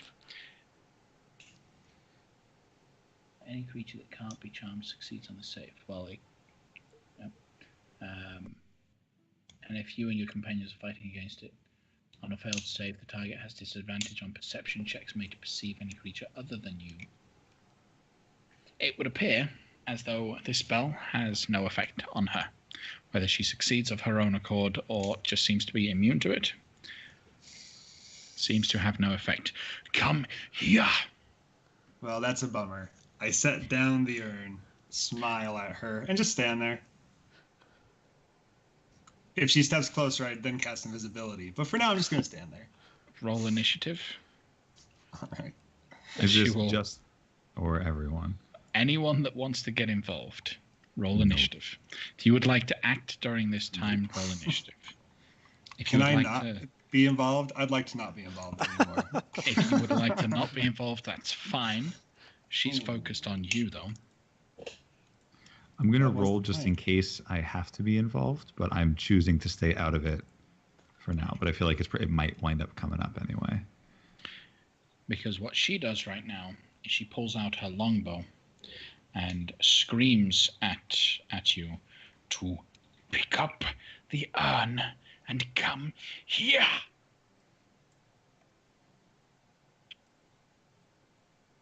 I take a step backwards. Well, I guess we got to go initiative. I don't know how you want to play the order.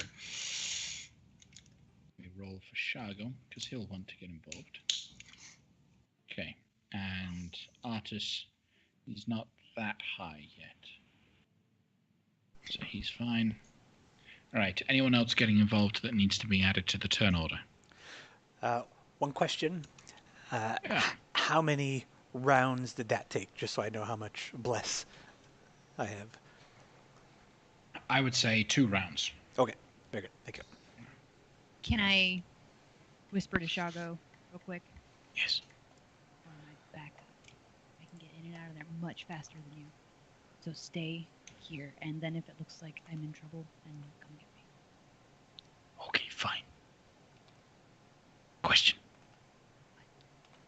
How do I know if it looks like you're in trouble?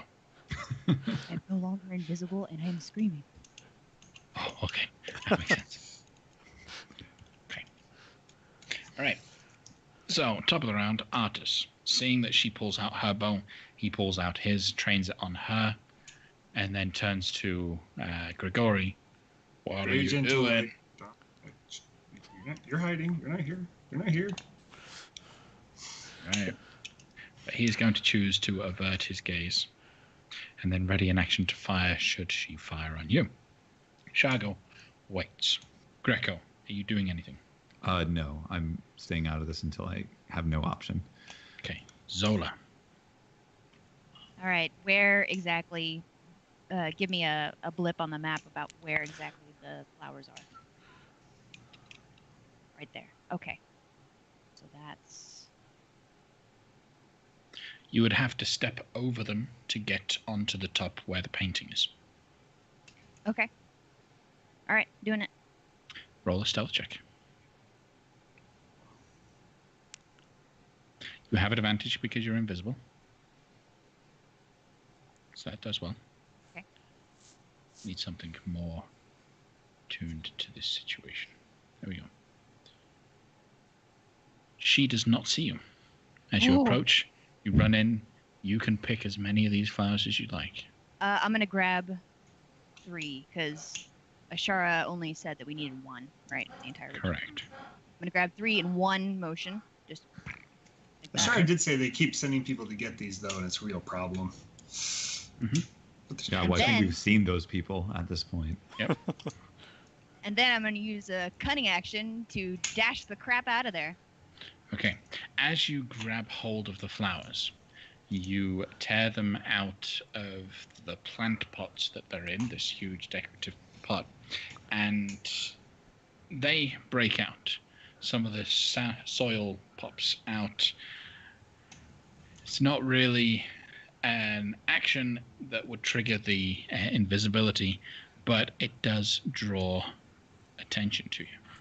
Not from her, but instead you see a shimmering visage of an individual, a ghost-like figure, appear, blocking your path from leaving.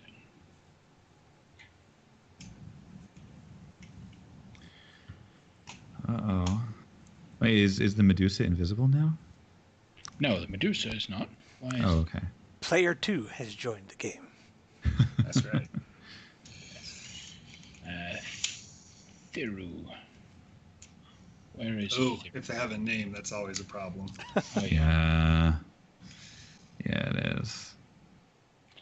Thirudea. Where is it? Oh,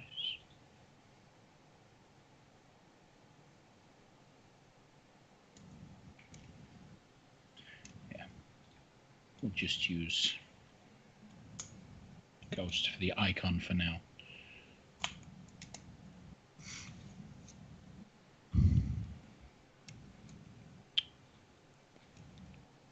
Sorry for taking so long, guys. It's okay. There we Gives go. me Do more any time of to us panic. see this? Does Zola see it? Zola sees it. And Zola draws the attention of this ghost. All right. Anything else from Zola? Well, yeah, I was gonna use my cunning action to dash. I don't see the token of the ghost. Is that just me? I don't see it. It's loading. Oh, there he is. Oh, I Hey. can get past that. Sure. All right, I'm gonna go for it. Okay. This could never end poorly. Especially No, with this the is ghost. good. You. In fact, can I Yeah. like do a ballpark slide up underneath it Ooh. and then pop back out and roll towards Shago? Roll an acrobatics check.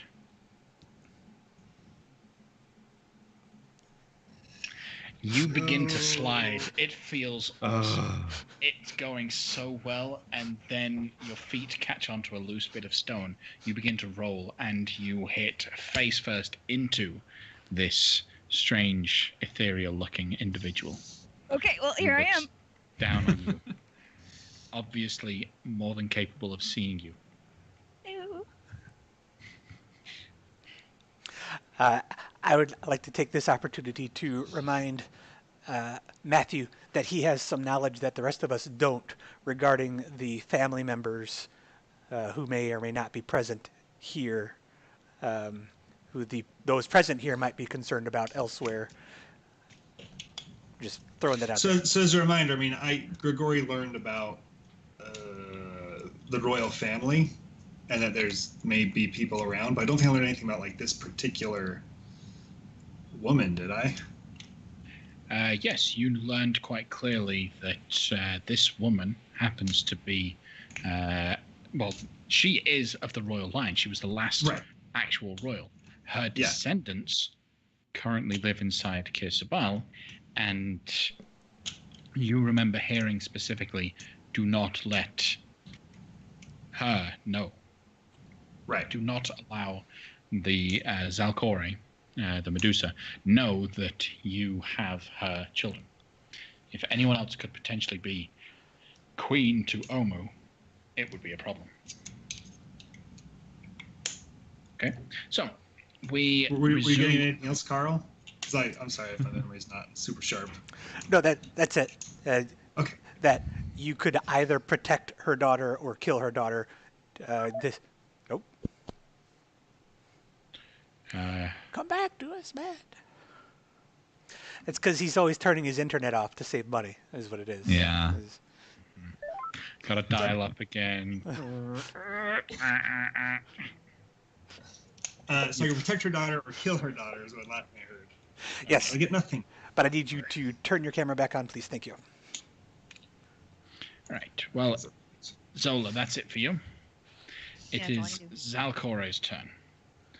You have her ashes and you put them on the floor. Right. So, is she going to yell at me to pick them up and come to her again? Because I'd really like to do that. She is going to stride straight up towards you.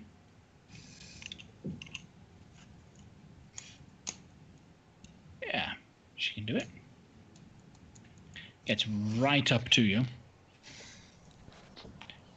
Ignoring the weapon on her back, the bow that she had pulled out, she is actually going to pull out. Wasn't Artis going to shoot her if she came any closer? Artis was going to shoot her if she attacked. Oh, great! All right. Yeah, and she is going to immediately attack you. So 3 times. So the first attack will be a short sword attack. That's a 16 to hit you, Grigori. 15's my AC with mage armor, so hit. Okay. So it hits for 4 points of piercing damage, at which point Artis launches off a shot with a longbow. Do we need a concentration save also? Is he concentrating on any spell? I'm on invisibility. Oh, yeah, invisibility. True. So it's only 4, so go ahead and roll a concentration check. And I have Warcaster, so I get advantage. Yep. And you're blessed. Yeah, it's fine. Okay. Yeah, you're good. So Shargo shoots her. Unfortunately, he misses. She then strikes out at you. Yep. Artis is also blessed.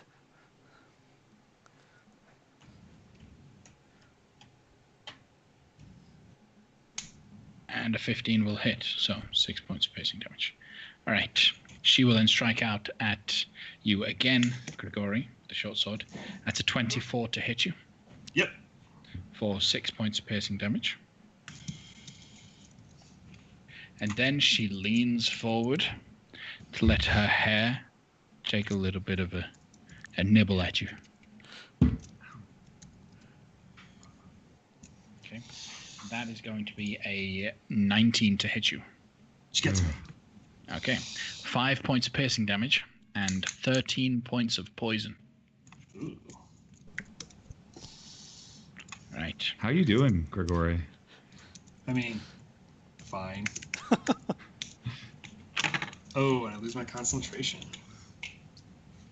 Okay. Well, I am. What's the bless? Nah, I can't make it with the bless even. That'd only be a DC 9. would be 18 halved. Yeah, it would be 10. Why is this? No. It's half the damage you take, right? Or Half 10? the damage or 10, whatever is higher. Yeah, and with a 5 I couldn't make it, so. Cool. So that is the end of Zalkori's turn. Averine, you are within 30 feet of her. Grigori looks need in a bad you way, just to be honest about that. Decide, are you going to avert your eyes or not? I have foreseen this moment, and I know I can stare down the beastie. And I'll use my 18 portent, and I will look at her.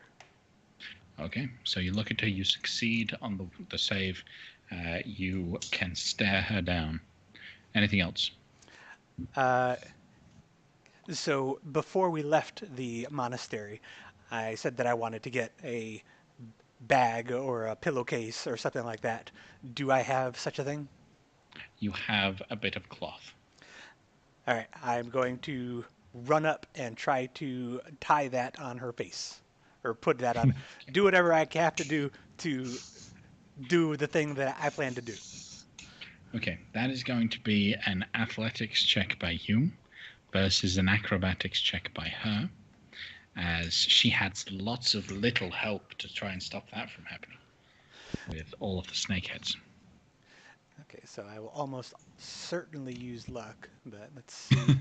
My -1 athletics roll is 16. Oh, I probably can't do much better than that. All right, and then I will use my Olmuan blessing that we got from that statue. Yep. To add 1d4 One to time it. plus. Yep. Okay, so I got a 19. Okay. Unfortunately, she got a 20, and she shrugs off the cloth. Curses. It was a good try. It was a really good try, but it didn't work. Okay, then I will, with my bonus action, cast Healing Word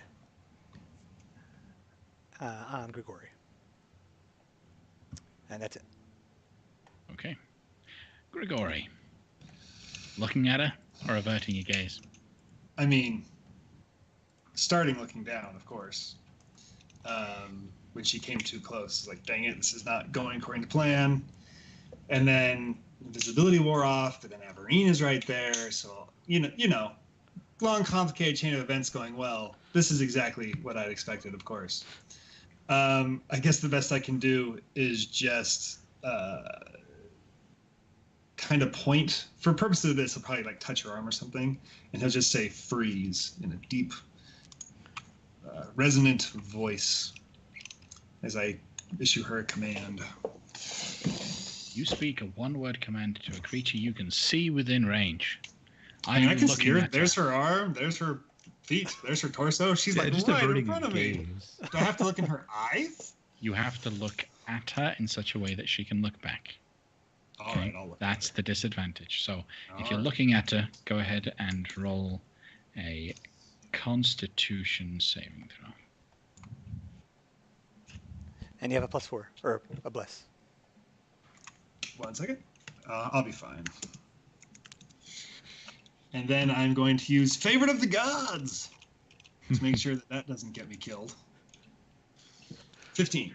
That puts you up at 15. Mhm. Okay. Right. You don't appear to be turning to stone. Oh, good. All right. And then Turning you stone cast second. freeze. Do I appear to be famed?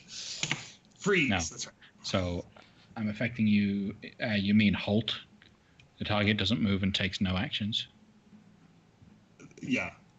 That's functionally what I'm asking for. Yeah. Yeah. Just stay still. And I have foreseen this moment as well. And if she's rolling to resist this, I will use my other portent, which is a 3. Okay. Well, she can be affected by this. So what was the value that you gave her? A 3? Aye. Okay, so she fails. And on her next turn, she doesn't move and takes no actions. And I am just going to stay stuck, actually. Yeah, I'll take a step to the left so I don't provoke, because she can still react right now, right? Mm-hmm. Yeah, so I'm not going to go anywhere. But I will step aside so I'm not looking at her face. Actually, I'm going to sidestep her just a little bit so I'm not looking at her face and then be done. Okay. All right. Just a word of warning, just a notion. We do not run the facing rule, so sidestepping around her doesn't stop. Then I'm this. gonna stay off that statue because that's just a weird place to stand. So I'll just be right there. Okay. All right.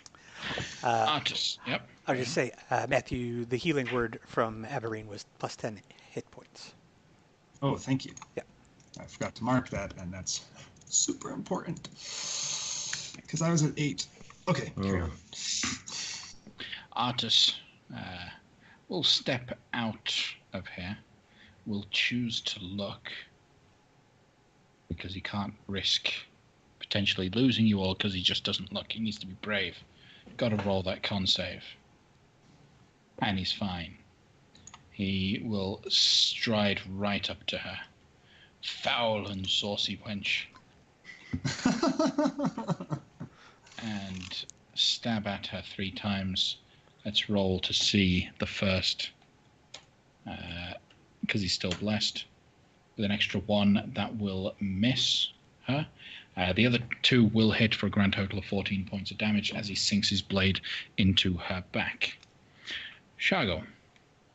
Zola, I can see you now. Are you in trouble? I don't know. I think I'll be okay. He steps out. I mean, invisibility's sees dropped off of both of you. Yeah. He steps out, sees the ghost in front of him. Hello.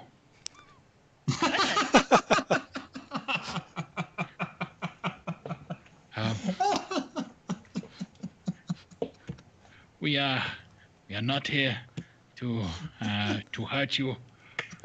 Please, we are here just for the flower. Let us remain calm. He's going to try and persuade the ghost into leaving Zola alone. Oh, so sweet. And he's being pretty charismatic with the way that he is approaching this. So much so, the ghost ignores the woman on the floor, turns around and reaches out to Shargo. With a 12 to hit, that will miss. Second attack. With a 16 to hit, that also misses. Right. Greco. All right. I am not averting my gaze because I have to sling some spells at this thing. Where are you? I am in the bushes. I'm within 30 feet, so. Okay. Because of your token, you're Yeah. literally Does camouflaged. I could barely see. Does that mean she doesn't know I'm here so that she wouldn't even know to look towards me, so I'm technically invisible to her? You get advantage on the attack because you're hidden. Roll a con save. Yeah. Oh, come on. What is the point of such a high con if I get an 8? You are blessed. I don't know if that's gonna. How much is that? Just a D4? Aye. D4. A 15 succeeded. Yeah. Could a 12? Beat a 15? No, I mean, like, could a 12 also succeed? Oh, You don't know. Roll that D4. Yeah. Oh, I had this up. Yeah, well. It's not doing Unfortunately, a 9 Is isn't not going to do it. And unfortunately, if Oh, the that saving is- throw it fails by 5 or more, the creature is instantly petrified.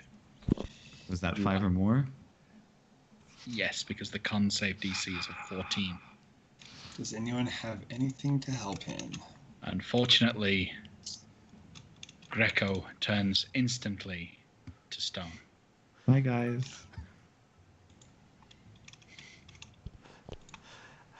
Our first casualty Well, that's a bummer. of this.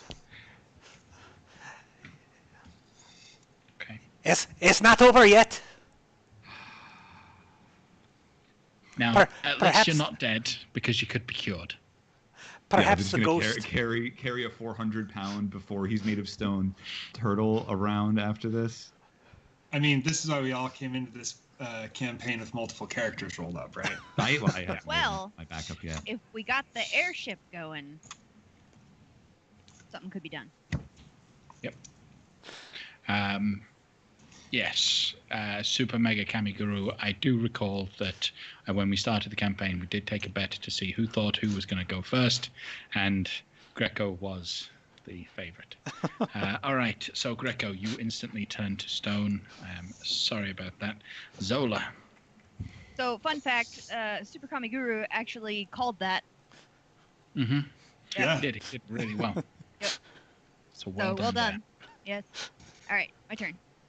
Yep. What are you going to do? It seems like the ghost isn't paying any attention to you right now.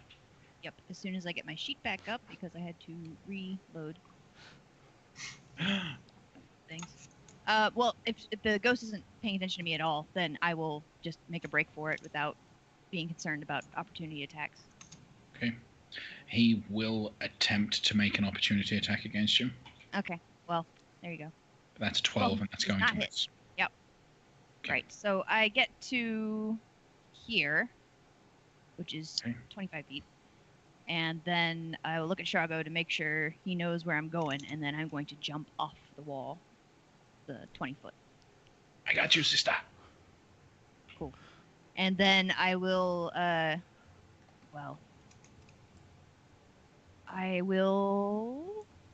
yeah. How about this? Can I pull out my short bow and shoot an arrow into the air to signal? Yes, you can. Okay, that's what I'm gonna do. Okay.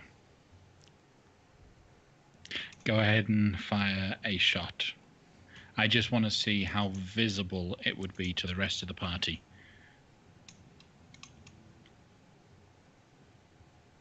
All right, fairly good.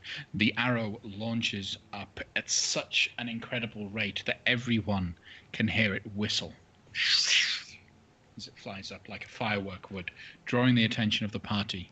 You would know Zola has what she needed and is on her way out. What are the rest of you doing? Before my turn ends, can I go ahead and keep running? You can go ahead and keep running. You can run so far, you'll run off the map. Yep, doing it. Okay. That was my job. I did my job.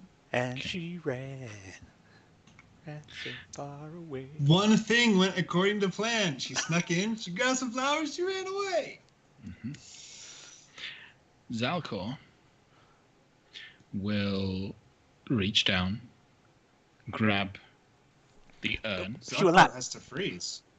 Oh yeah, she's frozen. She's frozen, isn't she? Yeah, she can't take a turn. All right, Averine, are you looking at her? No, You're choosing not to look at her. of Okay. course not.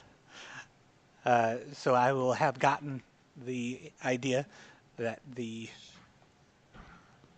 lamps of Gondor have been lit or whatever, Mm-hmm. and not having gone this south from here, I will go back through the area we came, and I will dash and continue going. Okay. Would you have had your shiny shield up at her at the beginning of her turn? Sure. Okay. Because at the beginning of her turn, she would be under the effects of the same situation and have to roll a con And she's save. frozen with her eyes wide open. Yep. If she fails by 5 or more. Let's see. DC is 14. You all know this. I'm going to make this public. Let's see how it goes. Oh, DC 8! What? Unfortunately, one turn too late, the Medusa sees Yeah. her own reflection in the shield of Averine and instantly screams and turns to stone. Here's a question I have. Since she was frozen and couldn't do anything, maybe I had advantage on my Constitution saving throw to avoid being touched. At least with this situation, the party don't have to run. The party can calmly pick you up and carry you where they need to take you. Maybe so the someone, party can choose to take you with them. please do. Maybe someone there can cast Greater Restoration. Maybe. It's With not- the it's- Aarakocra. We'll see. All right. Let's see if does Artus have anything he could do. He could turn your flesh to ice. But Oh, that okay. That probably wouldn't help. No, then I would probably melt. Okay, so since she turned the stone right away, then I didn't run away, Correct. and I will. I'll yell out. Is everything okay? Because Karl knows that Shago is fighting a ghost right now, but we got the idea that the flowers are gone, so I'm trying to That's fine. Yep. figure out. Yes, but maybe no. Okay, so having the maybe no, Run. Yeah. I will 1, 2, 3, 4, 5, 6. I do not have line of sight, No, so you I don't. will just stand. Well, I will use my action as a dash and move there, so I do have line of sight for next turn. Okay, Grigori. Grigori's gonna yell because he saw the arrow go up, and presumably that means everybody's bugging out. So he yells, "Everything is apparently fine." Yeah. Everything's fine. Grigori, there's a ghost inside. Shago's fighting a ghost. Oh, of course he is. Yeah, Grigori's gonna brush himself off a little bit. That was kind of scary. He's gonna walk over towards Averine a little. Can I see the ghost in there? It's difficult because it's up steps and then across. You can't really see from this angle.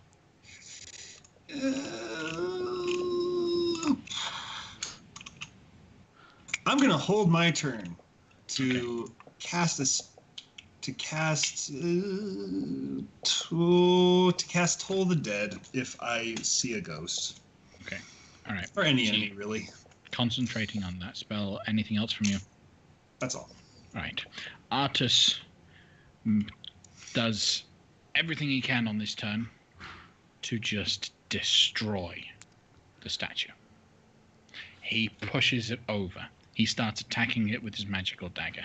He shatters this statue just in case. That'll be his turn. I think I am okay, Shago says. It was nice to meet you, Mr. Ghostman, but I have to go now. And he will run off to the north. The ghost will attempt to catch him, but still misses the very agile and quick Shago. And he calls back, "It's okay. Don't go in that room." At which point the ghost... What would the ghost do? I mean, Zerotea is Go over and weep just a visage. above flowers. Yeah, that's what he'll do. He'll just stand over his flowers. All right, Greco. I mean, can I see Right. him over those flowers? I'm gonna stand super still. Okay. Yes, at this point, as he stepped to the center of the room, you'd be able to see the ethereal visage of a ghostly form. Toll the Dead. I was holding attack till I saw him. Yep. Go ahead. Is he wounded? Nope. He's gonna be. Okay. It seems, crazy enough, that it has no effect on him, as he is immune to necrotic damage. There you go. Right. So, yeah. Zola, you're off the map. You're running back to the safety point. Yep. Zalcor is dead. Averine. All right, I guess that settles it. I will now start running back to my predefined course. And the ghost will stay inside the hut, determined to protect the rest of the flowers. If none of you go in there, you won't see any sort of danger. You guys will one by one make your way back, but are people carrying Greco's body? Shago not Shago, Artus will offer. Grigori's gonna gather a bunch of those flowers that Greco wanted. Just the yellow ones, and collect a good handful. You're gonna go up to the yellow flowers? Yeah, All right, roll me a wisdom save. of course. This is a bad idea. Why They did are I charming roll for flowers. Greco? That's true. Is that a natural 1? Yep, sure is. You approach the flower, and you are absolutely enthralled by the flower and See why entranced. Greco wanted these. These are Really nice flower. wonderful. Look In at fact, this flower. Averine, check out this flower. as you step into this particular cultivated grove of hallucinogenic plants, surrounded by not 1, not 2, but 3 of these yellow musk creepers, and all of the hallucinogenic plants, you are seeing stars. I can see the astral plane. You are charmed by the flower, at which point it is going to reach out to touch you. Why would you even go for it when Greco's a statue now? Because You you were doesn't need dead him. and I was going to put it on your body. That Like is an a memorial. 18. That is an 18 to hit you. Oh, hit me. You got me. Yep. Okay. That is 11 points of psychic damage. Ow, I like it. It hurts so good. Okay. So, what are the rest of you doing? Grigori, we don't have time to smell the flowers. We gotta get out of here. Oh, but there you go. You can see a little blood coming out of his nose. Oh, but they're so nice. They're so good. So I think I would notice that he's more enraptured with these flowers than he needs to be. Yep. Do I have a sense that the effect that is affecting him would diminish if he just got out of the area, or? Yes, you do. Okay. Now, charm just means I can't attack it. It doesn't mean I can't run away, right? No, in this situation, you are, like, Oh, out of okay. it. Great. This flower is incredible. Yeah. Absolutely. If I wasn't such a nice DM, I think So we'd have nice. 2 deaths on our hands right now. So nice. Okay, so I'm going to cast Misty Step to get right next to Grigori, and then I'm going to pull him up the stairs. Okay, so you grab hold of him and pull. To be safe and to help, Artus is going to raise his fist with the ring and blast the entire area, freezing over all of the flowers. Don't you see this fella here and the difficult situation he's now in, and you go and just walk into the flowers that you know are hallucinogenic? I think that Medusa must have hit me with something. I don't know. That was, no one in the right mind would have voluntarily made that choice. I think we can all agree about that. All right. Y'all gonna help me with this? With this, are you referring to the flowers? Oh, the turtle. Oh, right. Hello. I'll get the legs. Someone get the head.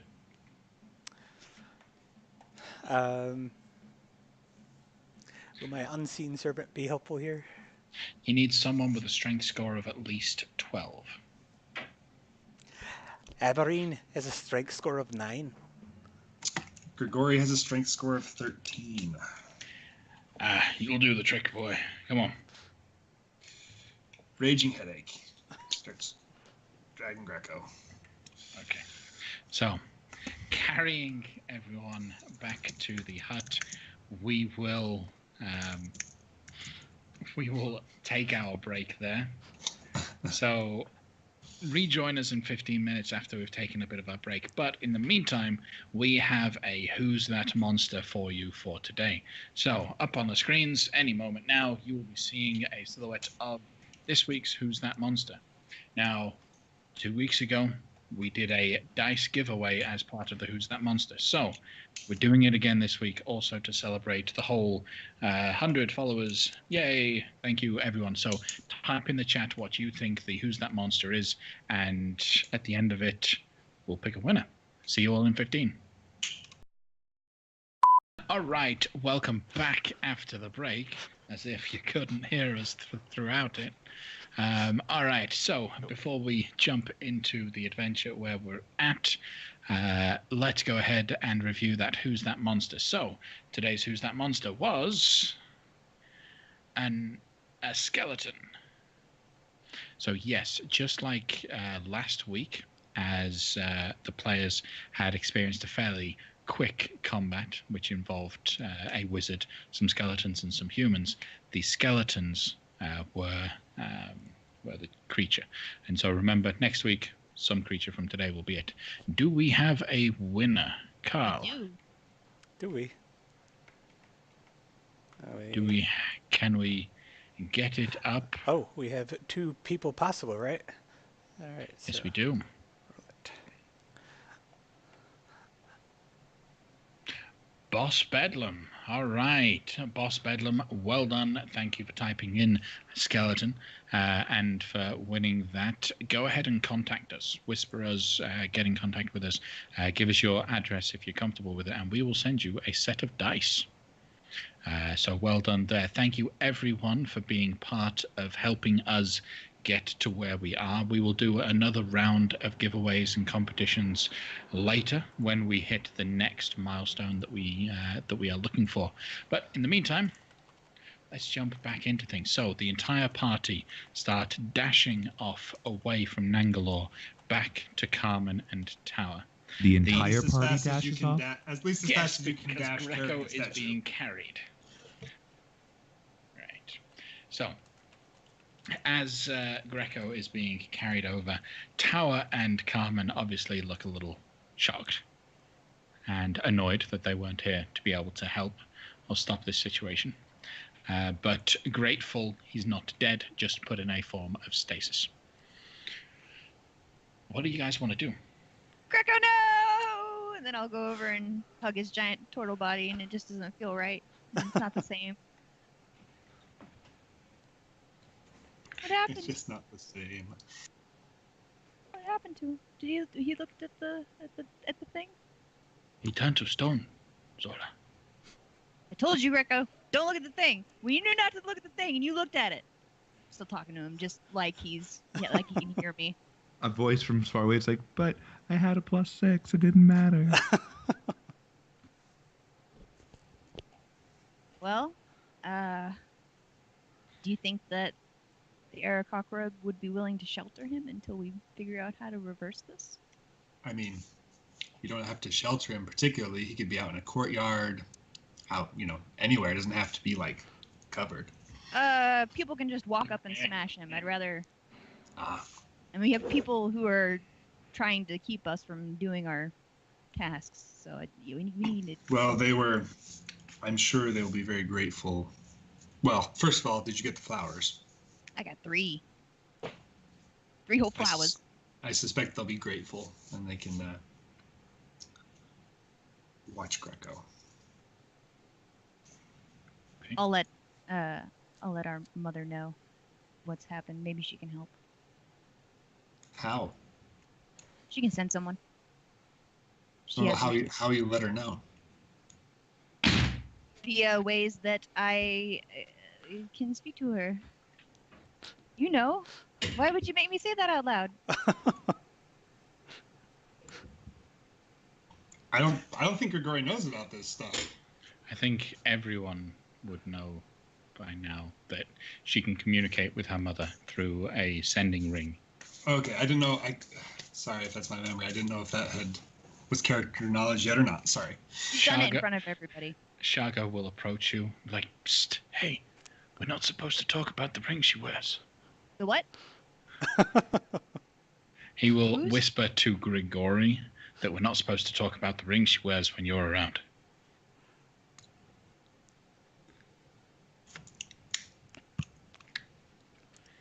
Okay. Perhaps Ashara will be able to use her contacts, if she has any, with the return of these extra flowers. I don't know if it would be a boon to them to have these and not have to send people to get them. Perhaps she will see this as a positive thing, and maybe that way we can save our friend. But either way, we must head back to Kirsabal. Okay. The journey back to Kirsabal will take you 4 days of traveling through the jungle. Is there anything in particular that you would be doing during the journey?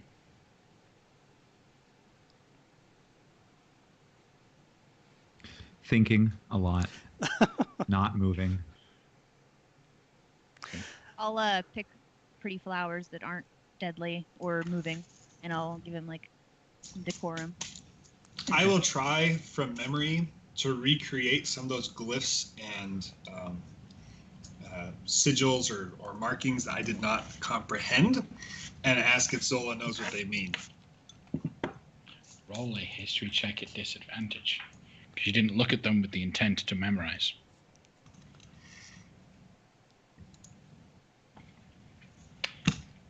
You've got it. You've got it. You start carving, writing down the images that you swear you saw. At the times when he's not being so terribly grammatically incorrect that it's laughable, he is using just words that just wouldn't make sense in a sentence. Like food, sausage, my mother went to... What? Just a confusing string of words that he feels confident he got absolutely right. You're adorable, Mackenzie. Mackenzie? Mackenzie. Mackenzie. Well, then I will spend a trip learning a little Omuin from Zola, I guess. What little you can pick up in 2 days. I'll share with the group that I got that wizard's spell book, and it has some interesting things in it. But unfortunately, to copy it into my own, I need components, and they're pricey. So in our dealings with folks going forward, if you wouldn't mind, all of you being aware and open to opportunities to make some extra coin. Will it detract from our priorities? Because No, time is a factor. Priorities are ending the death curse. I have downtime from time to time, and I would love to be able to copy these spells into my book. I just don't have the resources to do it. I see. Can I get a perception check from everyone, please? Is mine at disadvantage right now? No, you see everything. Oh, am I the three-eyed raven? Oh! You are, well, yeah. The three-eyed turtle? The three-eyed turtle. All right. Well, it depends on what character you're taking on next, whether or not you see what's going on right now. All right, Grigori, as you are looking around, you guys are making your trip and walking over the place. You smell something off. The jungle is typically very thick and humid, but you're used to a very consistent smell or stench with the jungle. There is something very much off, just off to the side. You follow the scent as it starts curling up the hairs inside your nose. You find a rotting corpse just off to the side of the path that you guys are traipsing through. The corpse is well into the stages of decay. As you can see, flesh and bone quite visibly just falling apart in front of it. Robes have molded over, and the ground itself even looks like it's turning a little sickly from all of the congealed blood around. You're muted. What color are the robes? The robes appear to be blue. And so that ichor and gore and everything, is that like kind of old, or is this like 3 hours old? Like this guy, well, roll a medicine check. See how accurate you can be. Okay. I mean, Yeah. You could. Okay, it's somewhere between 6 months and 30 years. Okay, as long as it's not something's in the woods right now that's going to eat me. No. Robes, though. Everyone, set down the turtle for a moment. I think we've got something we should look at. Then I invite everyone over to look at this. What do you make of this? I'm gonna pick. Zola? I'm gonna pick up a rock and just kind of throw it on it, see if it reacts. Because undead things. The rock hits and just kind of scrapes a bit of flesh off of a chunk of it as it hits and just slides off of it. Gnarly. We used to have someone who could help us detect undead things. Averine, why'd you have to go there? Can I do an Arcana check just to see if I get a sense of any magic coming off the body or the robes or anything that may be thereabouts? Mostly to see if there's an item, or if just to understand like if this guy was magical at all, or if he was just some yahoo running through the jungle in blue robes. Roll an Arcana check. Definitely something of a magical nature of him. After you look over him, he is definitely a spellcaster, a mage of sorts, though a lot of his belongings have been pilfered and taken. There are still some things that are there. You can easily tell that the way in which he died was not by.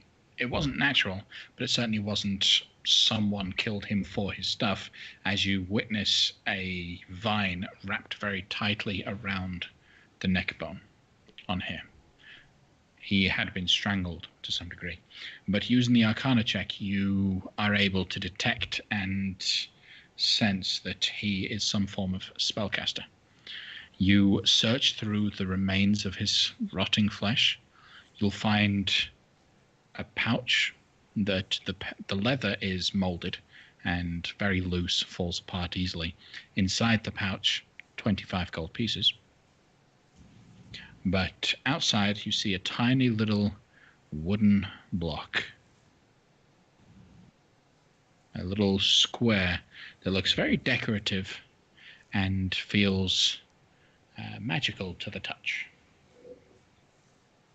I will toss a bag of 25 gold to Zola, and then I will. I guess it's magical to the touch, so I've already picked it up, right? Yep. I will look at it. Join. Very hard. It doesn't seem to be doing anything. This little block of wood doesn't seem to be doing anything. Can I do another Arcana check just on this block of wood to see if it's somehow activated or safe to just pocket? The Arcana check would be able to tell you that it is magical, not really be able to tell you any of the properties that it would have. You would have to spend an hour playing with it, or effectively short rest Sure. with it, or you would identify it. Toss it over to Averine nonchalantly. What do you make of this? Oh, it looks like a child's toy. As so many things do. Right. But I'll This probe box- deeper into it. Yeah, this box is a bit too big for just one hand. Just a little bit too long. It's about 12 inches long, a couple inches wide. It's a small little compartment that you can actually open it up and store objects inside. There doesn't appear to be anything inside. However, when you finish the identification, you notice this is not just a box that you can put stuff in. This is a folding boat. Oh. One command word causes the box to unfold into a boat 10 foot long, 4 foot wide, and 2 foot deep. The boat has one pair of oars, an anchor, a mast, and a lateen sail. The boat can hold up to 4 medium creatures comfortably. A second command word causes the box to unfold into a ship 24 feet long, 8 foot wide, 6 foot deep. This ship has a deck, rowing seats, 5 sets of oars, a steering oar, an anchor, a deck cabin, and a mast with a square sail. The ship then can hold 15 medium creatures comfortably. When the box becomes a vessel, its weight becomes that of a normal vessel, its size, and anything that was stored in the box remains in the boat. The third command word causes the folding boat to fold back into a box, providing that no creatures are aboard. Any objects in the vessel that can't fit inside the box remain outside the box as it folds. Okay. So you have your own boat. Carmen immediately recognizes, as we found out last week, who her father is. This boat, a boat just like this, was actually a wedding gift to Erin and Osrin of our last adventure. So I will say exactly all that it does, except when we get to the command words, and then I will spell the command words. If you say BIGBOAT, it turns into a bigger boat, and so on. Who wants to be in charge of it? Yoink. Okay. I presume, so you've got SMALLBOAT, and then BIGBOAT, and then BOX. Sounds right. Yeah, Is that right? Sure.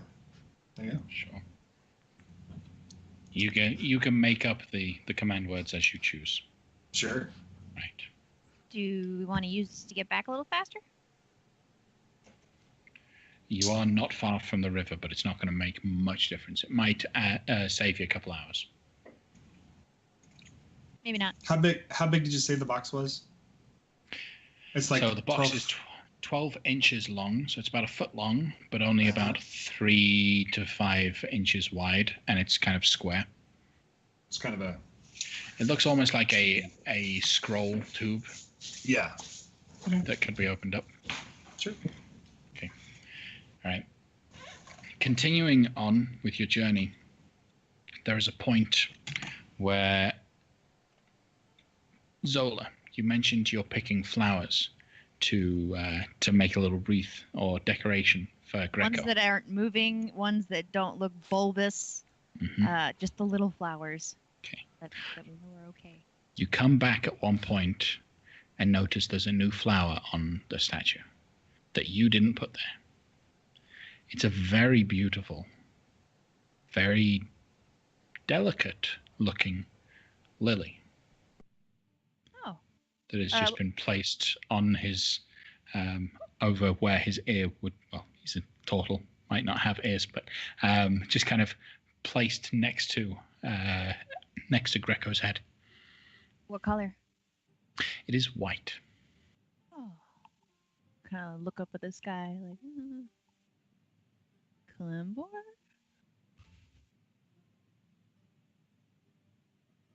Okay, well, I'll keep this with you. Okay.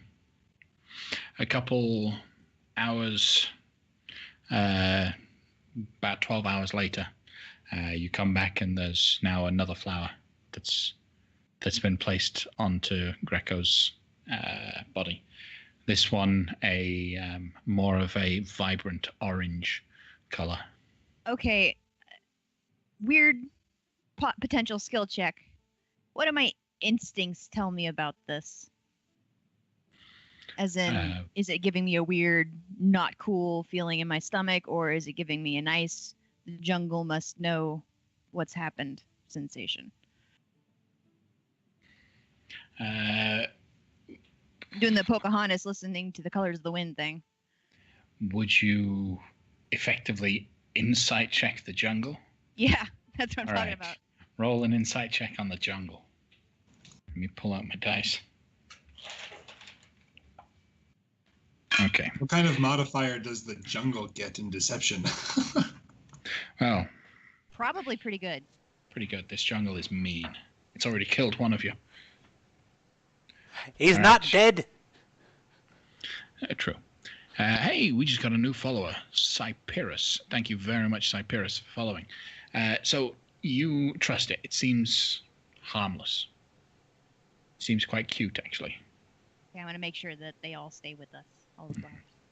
All right. Is there anything else that you're doing with Greco?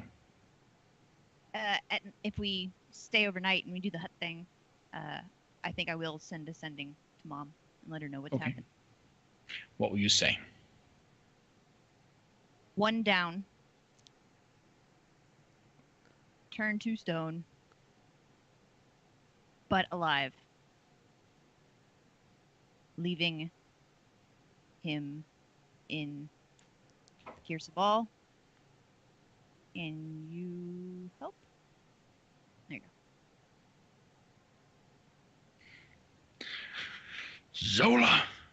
What on earth are you thinking telling me one of your party turned to stone and not telling me it wasn't Shargo?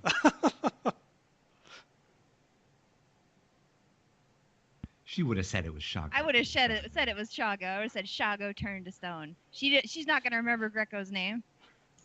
She'll send help more quickly if she thinks it's Shago, though. So you just see Zola go, "Huh!" Because if ascending could become a howler, this one did. All right. Cool.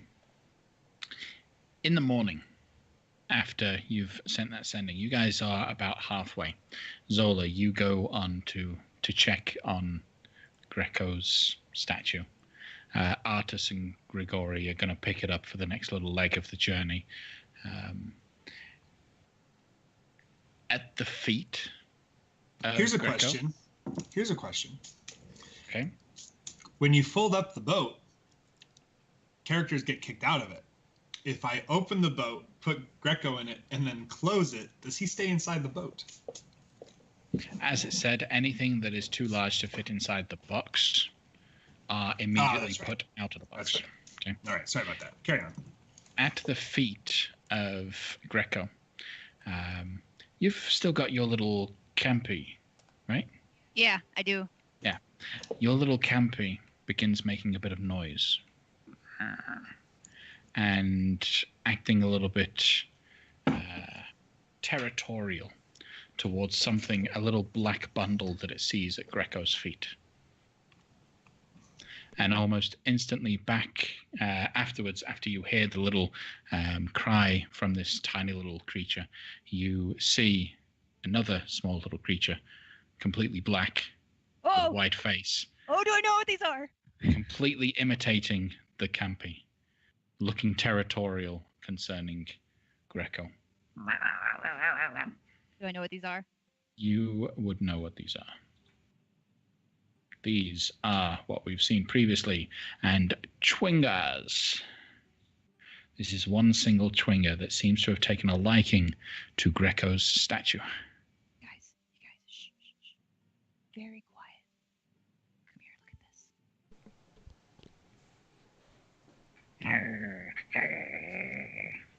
See that? Yeah, do you see it? I see it. Jungle spirit. I didn't hear what you said. It's a jungle spirit. Jungle spirits, okay. They're good. We like them. They like us, so that's good. So don't throw anything at them. As it stops focusing on the Campy, it looks to return to its little nook that it was sleeping in, where Greco's feet were kind of separated, and then sees you all looking at it and fades from view. Just kind of fizzles out and disappears. Shago, have you ever seen any of those before? Is this the first time? That is the first time that I have seen a Chwinga. I didn't think they were real.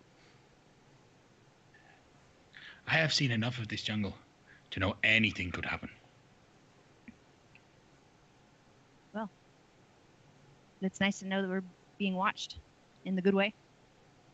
Mm-hmm. Now, conveniently,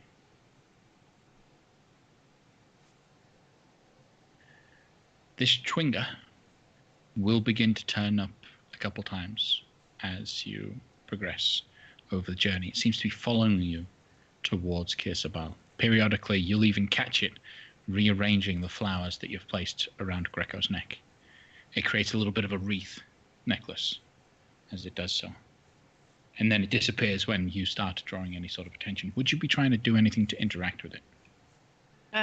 I'll just wave hi to it the first time, and then when it disappears, as it inevitably will, the next time I'll see if I can offer it a little bit of food and see if it eats it, not knowing whether or not they eat.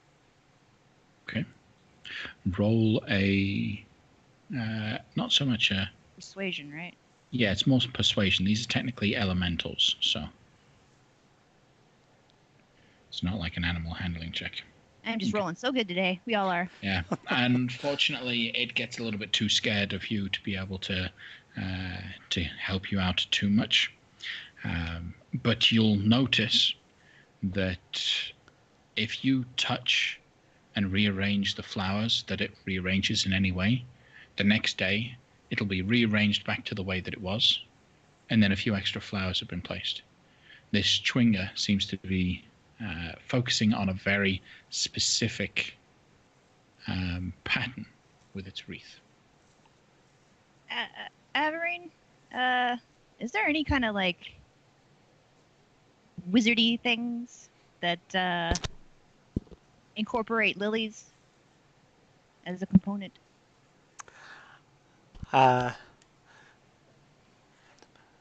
Yes? This little dude has a plan. I don't know what it is. Am I able to roll for... You can roll a history check or a religion check to see what you know about Chwingas.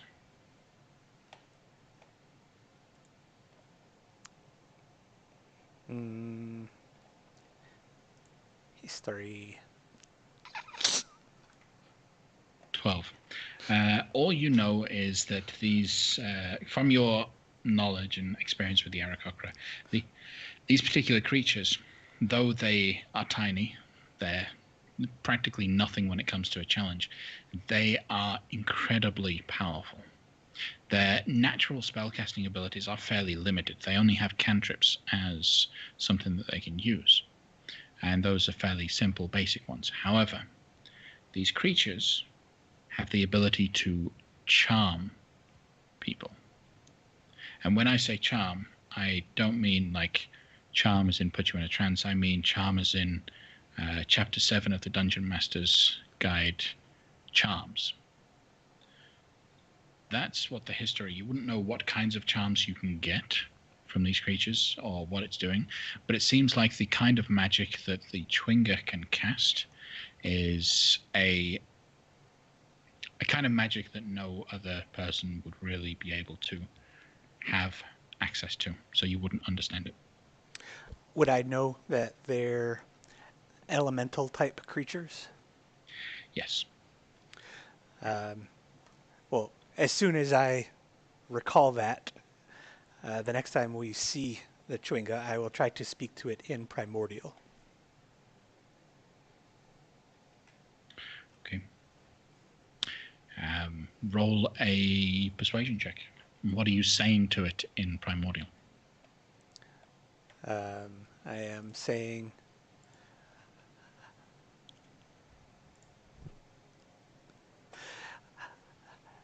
Do you like our turtle friend?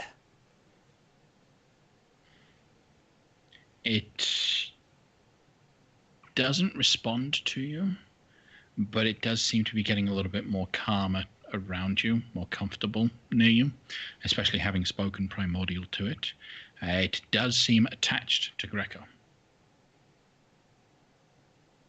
That's because he's just such a sweetheart, obviously.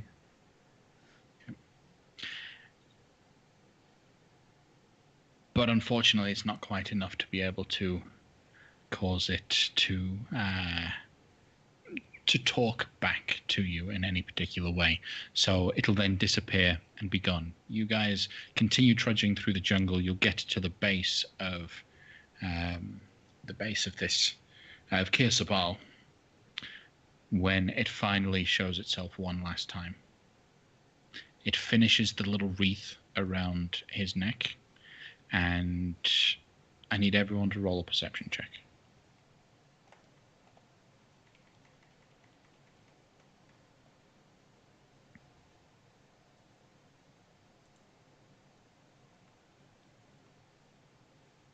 Shago, what you see? Averin would have portent for that day, right? Because we've been traveling. It's been a few days. Yep. Just put that out there. Also, Artis, what you see? I've rolled for Artis. Doesn't seem to be. It just seems like no one is supposed to be able to see what's happening. Perception. Hey, Greco, you need to roll. Oh, actually. Yeah. It is fated that you do not see any sort of effect. It is a very decorative, very ornate wreath that once finished, it actually connects itself together, and the stems of every flower have actually grown into one another, and you have one plant that is now wrapped around Greco's neck of different kinds of flowers, not just lilies. You've got a bunch of different kinds of flowers native to the jungles of Chult wrapped up in here. Well, we don't know what it's doing, but we at least know it's doing something. And it's not doing anything bad, apparently. Not doing No. anything bad. No, it's not. I can guarantee that. Well, if Averin knows that they are charmers and magically inclined, and will see that this project has been completed, she will cast Identify on it and see if it's doing anything. Okay. As you cast Identify for the day on this, it would appear the Chwinga was utilizing a charm of restoration that it has. It is slowly restoring the statue. It will take time, a long time, but the statue will eventually shift back into Greco. Our little spiritual friend has been creating a wreath of restoration for Greco. He'll be coming back to us, although I cannot say when. Oh, thank goodness. Mind you, the Chwinga are not actually like individual entities. They are the jungle. So the jungle's doing this itself. Amazing. Grigori Turtle power, is let's a go. native of Chult. Perhaps Chult takes care of its own. Usually, yes. Yeah, that would make sense. And I'd like to point out, it's not me just not willing to kill Greco. I actually just happened to roll. Okay, so a Chwinga turns up, offers to give you a charm. Oh, it's giving you great restoration. So Oh, good. it was That's what all of our That's fortunate. crappy rolls, yeah. the karma All came the back. karma just reverses. The dice gods and the random tables also want Greco to Taketh come and back. giveth. Well, Greco, So- Greco has things to do. He does. Mission. Now, as you get to the base of Kirsabal, you have the towering structure high above you, and a single rope gets dropped, and then a second. Shago suggests we have someone go up with Greco. So not Shago, Artis suggests it. He wraps the rope around himself, ties it around Greco's body, and will slowly but surely pull himself up. Hopefully getting Tower and other people's help at the base to also give him that extra lift, and he'll carry Greco to the top. I'll elbow Carmen. I'll say, "Hey, check out that beefcake. Do you see the ripping, bulging biceps? I didn't know you thought that about Greco. That's so kind of you. He'll get up to the top. Everyone periodically will get up, and you will be greeted by the little old Ashara. Ah, you're back. Good to see you. Most of you. I'm gonna come give her a hug if she's cool with it. Oh, It's nice to see you. yes. And she'll kind of stroke your head with the feathers. Yes, it's good. We've had a long couple days. Oh, bless you. Come in. Rest. Sleep well. You must be tired. Did you get the feather? Well, we got the flowers. Yeah. Ah, yeah, the flower. Sorry, not the feather. Flower or the feather. You got plural. Yes. Aha. Well, for that, you will be heroes in our mind. Woo. Tell us, what happened to Zalcore? She turned herself in stone Oh, and then was destroyed and shattered into a million pieces. well, I guess that's one way of doing things. There is, however, still a guardian there. There is. Yes. It's a phantom of some kind. I think I remember a couple of our younger ones. Well, I say younger ones. It was back when I was younger. This was close to 70 years ago now. And that they claimed they saw some kind of spirit when they collected one. The spirit of her lost love. It's a tragic tale, that one. Tragic tale. She, Zalcore, became what she is, mostly because she believed her beloved had betrayed her for someone more beautiful. That didn't actually happen. But in her anger, Zalcore murdered Tirutea. But her pain kept him locked to her. He has been unable to pass on. And she has always had him in this level of disdain and pain. It is shame. Love went away. Maybe he can move on now, since she's no longer part of this world. Maybe. Hopefully. That is a sad tale, but it, in the end, it seemed a little bit like not only was she a detriment to everybody else around her, but also herself. Case in point, she turned herself in. It is said that Tirutea's ashes are the soil that the orchids grow in. That would make sense. Does Greco realize he left them on the floor? Grigor, you mean? Grigora, yeah. Oh yeah, I know exactly where they are.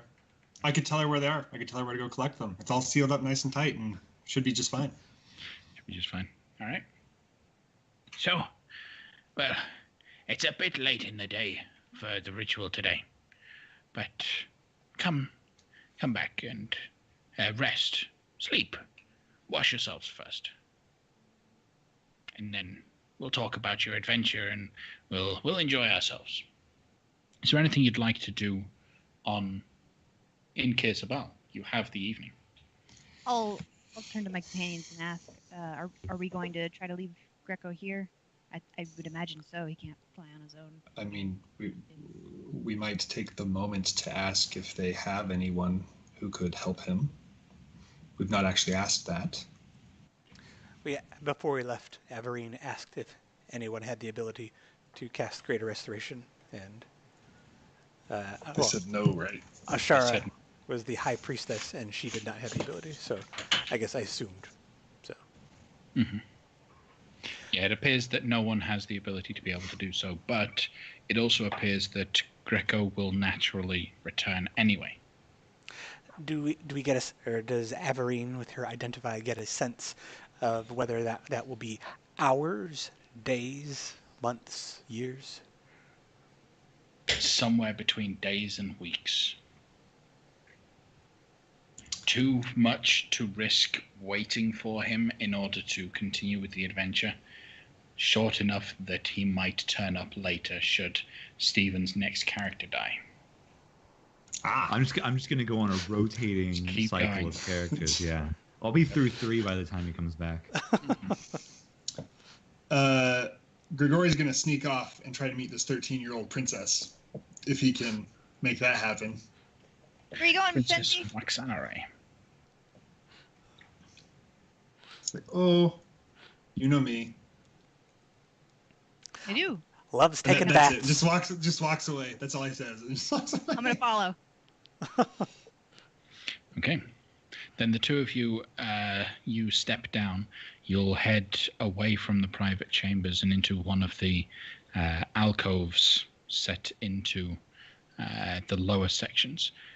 Inside, you will be able to find an Aarakocra woman teaching 2 small Chultan children. A really small young boy and a tall young girl that looks more like a young lady in terms of her age. She's about 16. The way that she's decorated and holding herself, Princess Moaxanare, is Waxanare. definitely the kind of child that knows she is royalty. The Aarakocra that is teaching them the history of Omu, the history of Ubtao, of their family, and going through a typical lesson. Unfortunately, it's such a short section of an overarching lesson that they're teaching that you don't really gain any sort of useful knowledge in this short moment that you're stood there. But Well, and are they talking in common, or are they in Chultan or Omuan? in common, yeah. The Aarakocra will turn around. Yes. What? Can I help you? Yes, I was just seeking to learn a little more, and I heard that there was a teacher giving some instruction down here. I don't mean to interrupt. A student of history. Yes. Absolutely. I certainly am. And you? Pointing to... Just following him around. Okay. Well, take a seat. Stay quiet. Sit in the back. Absolutely. Sit down, file some notes. Okay. And she continues to talk about the city of Omu. What she tells you is actually a wonderful tale. It is the little boy's favorite that he shares with you. Let me pull it up. It is called The Legend of the 9 Gods. Long ago, the god Ubtao hardened his heart and vowed to weep for the people of Omu no longer. The rains stopped, the jungle withered and died, and death swept through Omu. One morning, a wise Zorbo emerged from her hollow tree and spoke to the dying Omuans. To convince Ubtao of their worth, she decided to cook him a stew made from all their good qualities. Catching such virtues wouldn't be easy, so she asked a wily Almirage to help her. The Almirage snuck recklessness into the pot, which she saw as a virtue, and Ubtao spat out the stew when he tasted it. From that day on, Obolaka, the Zorbo, and Ijin, the Almirage, became terrible enemies. At noon, a brave Kamadan hopped down from her rock. She saw the evil in the Omuans' hearts and decided to lance it like a troublesome boil. The Kamadan fashioned a holy spear, but she left it by the riverbank, and a crafty Grung stole it. In her rage, Shagambi, the Kamadan, forgot all about the Omuans and chased Nang Nang, the Grung, forever across the sky. When evening came, a wily Eblis stepped from his reed hut. He didn't like the Omuans, but without them he'd have no one to play his tricks on. The Eblis sent a marsh frog to reason with Ubtao, but the frog was angry and decided to wrestle the god instead. This amused Ubtao, so he gave the frog tentacles to make it stronger. When Kubuzan, the frogamoth, returned to Papazotl, the Eblis. He chased Papazotl into the swamp with his new tentacles. That night, a Sioux monster broke into Ubtau's palace and stole a pail of water for the Omuans. When the god came running to find it, the Sioux monster hid the pail in a Jakuli's barrow. Ubtau asked the jungle animals where his water was hidden, and Moa, the Jakuli, was too honest to lie. When Wongo, the Sioux monster, found out how Moa had betrayed him, he vowed to catch the Jakuli and eat him up. All the while, Unk, the flail snail, lived deep under the earth. The noise of the other animals fighting made her slither up to the surface, and when day dawned over her shell, the light blinded Ubtau and made his eyes water. Life returned to Omu, and the people built shrines to honor the animals who'd saved them.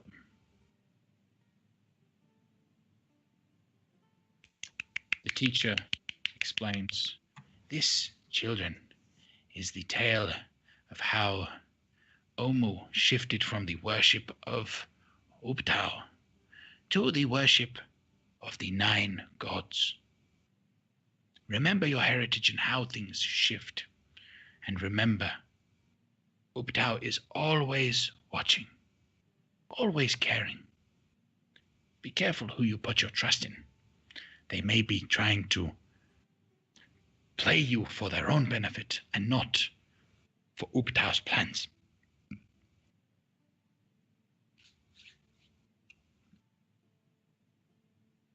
Grigori did not understand a lot of those words, being unfamiliar with, wildlife and other such things, but he got them written down. Cool. I've got a handout that I will give to you all that you can see later. He laughed to himself a little bit about the don't trust unquestionable people, because he's going to try to talk to the princess and make a deal. Will you be purposely waiting to try and get a moment alone with the princess? Yeah, just to meet her. Not like corner her in a back alley or anything, just when an opportunity presents itself to speak to her or to not. You will find that the Arakocra teacher, the history teacher, is very much against leaving anyone alone with her. And so she stands very close. Does that hinder your conversation in any way? Or would you attempt to get the teacher away from Waxanare?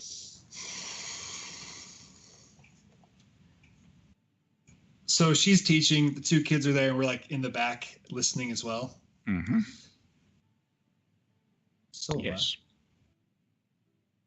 Zola, whispering over to her a little bit. Yes, So I'd like to talk to these kids alone. Can you do anything about that, teacher?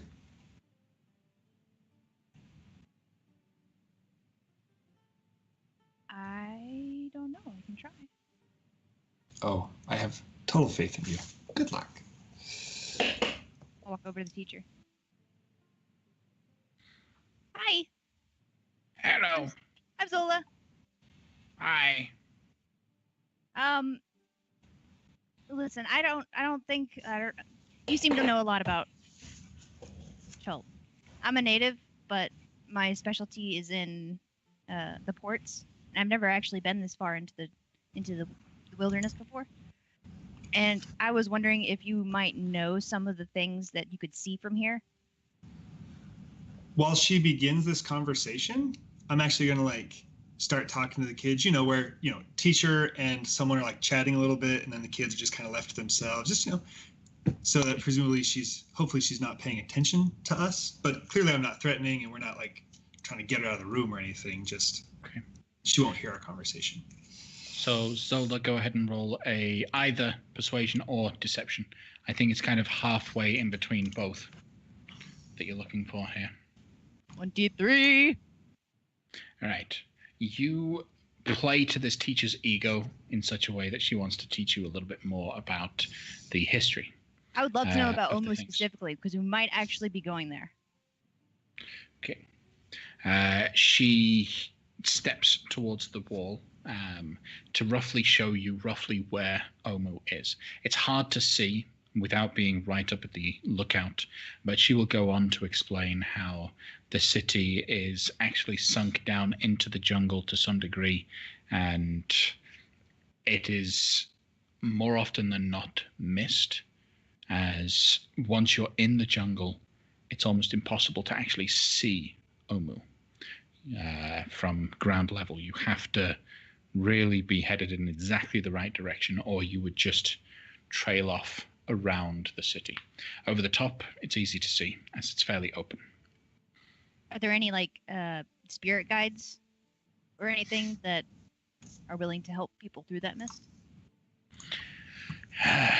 The city, they say, is watched over by the trickster gods. Please, a trickster god, and maybe it'll help you. I doubt it, though. Well, you give it a shot. Yeah. They're not all bad. Yeah.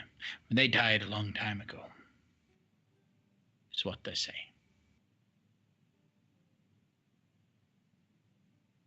Anyways, while that's happening, while they're having that conversation, what are you asking Waxanare and Na, the little boy? The little boy is fascinated by your tail. You have a tail. I'll do this thing that I've done with Zola before, where to keep them occupied, the tail kind of flaps around and they can mess with it. And I'm just whatever, because I want to talk to the girl, not the boy. Princess. Yes. It's a beautiful place to live, this monastery. Beautiful to some. Some could call it a prison. It's been a while since I've been able to actually set foot on the floor.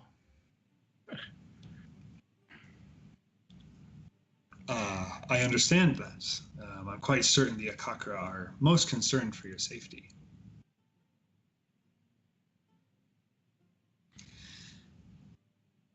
As you may be aware, there's trouble in Chult, trouble in Omu, trouble which drove your family from the place of their rightful inheritance. It looks like we will be heading that way. It seems that around Omu, it seems that perhaps the source of all the recent troubles on this island is something that we are investigating. And as the rightful ruler of this land, I simply wished, as a humble servant, to receive your permission to enter your lands, to seek to rid it of the malice that currently resides there. So, you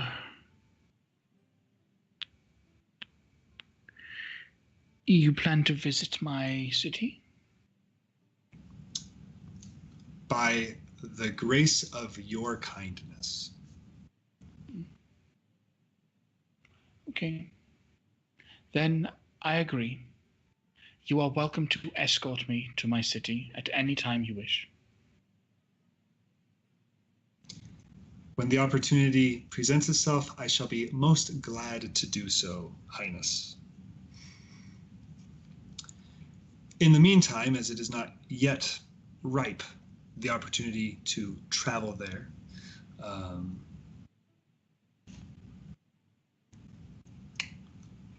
we will be doing some things to ensure the safety of the island, to ensure your safety, to quiet down all this unruliness that seems to be going on about. To aid us in that, I was wondering if you had any particular insight to your kingdom, or perhaps a boon or favor of some kind which might aid us in getting the arrangements made to take you back and escort you to your city. Sadly, I was raised outside the city. It was after the fall. I would be very eager to help lead the charge to reclaim it. What kind of queen would I be if I didn't aid my loyal subjects in helping my city. And so I cannot provide you with anything, but I can certainly go with you and share what stories or tales the city evokes in my memories of stories I might have heard as a child. You are most generous, Your Grace, to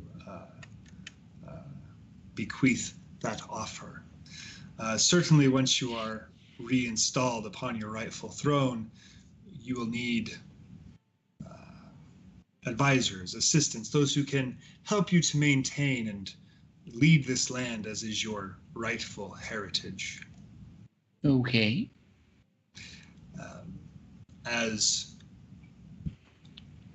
As I will be working to reinstall you on your throne, I would simply ask that after that happens, I can continue to serve you as a close advisor, should I prove worthy in restoring you to your place. Well, of course. If you help me rise to the throne, I would absolutely help those who help my city. Would you have any special request of me, my lady?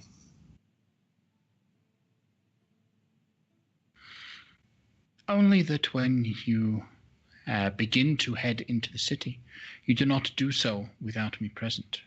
I would like to oversee all that you do in my city. I am sure that you have wonderful intentions, but I don't know you. And I'm not going to readily allow someone to be in my city without my watchful eye. And it is that wisdom and that insight that will make you perhaps the greatest ruler in Chilton memory. Mm-hmm. You are right not to trust someone whom you've only just met. Though, have I introduced myself? My name is Grigori. Lightning crash outside. Should I know that name? No, I'm simply introducing myself to you, because while you do not know me yet, I expect you will get to know me very well. Very well. Then I am Princess Moixanare. This is Prince Na. Sire, little nod. Princess, I will take my leave of you, but I am what is the right way to put it? I am an offerer of dreams, shall we say. It is my duty and my privilege to help people get what they want. So should you find that there's something more that you want besides putting you back in Omu, which I've already said would be my pleasure to arrange. Should you require anything else, let me know. That procurement of a heart's desire is my specialty. Roll a persuasion check.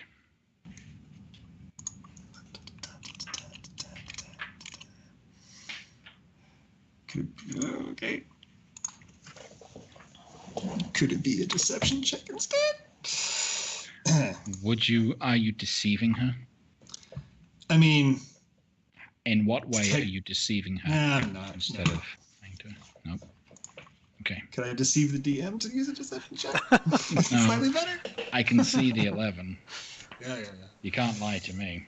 Nope. Right. What you will find is that she seems to be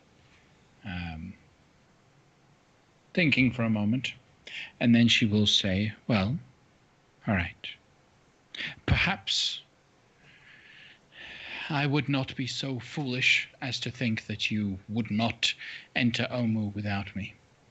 If you find yourself passing into my lands without me present, I would ask a gift to be brought back to show how much you really care about my people more than yourself. The gift in question is called the Skull Chalice of Chigakare. I probably pronounced that terribly. No, I think you got chalice right. Skull chalice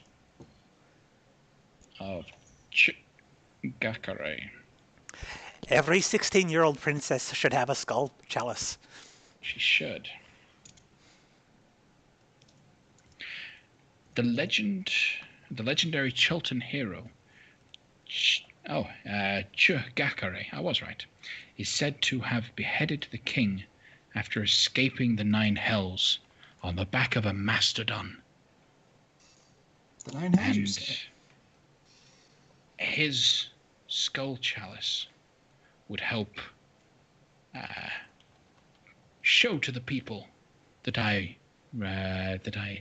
go to aid how divine I can be in my leadership. If we are, through unfortunate circumstance, unable to have you with us when we are first, of necessity, required to enter, where would the skull chalice be?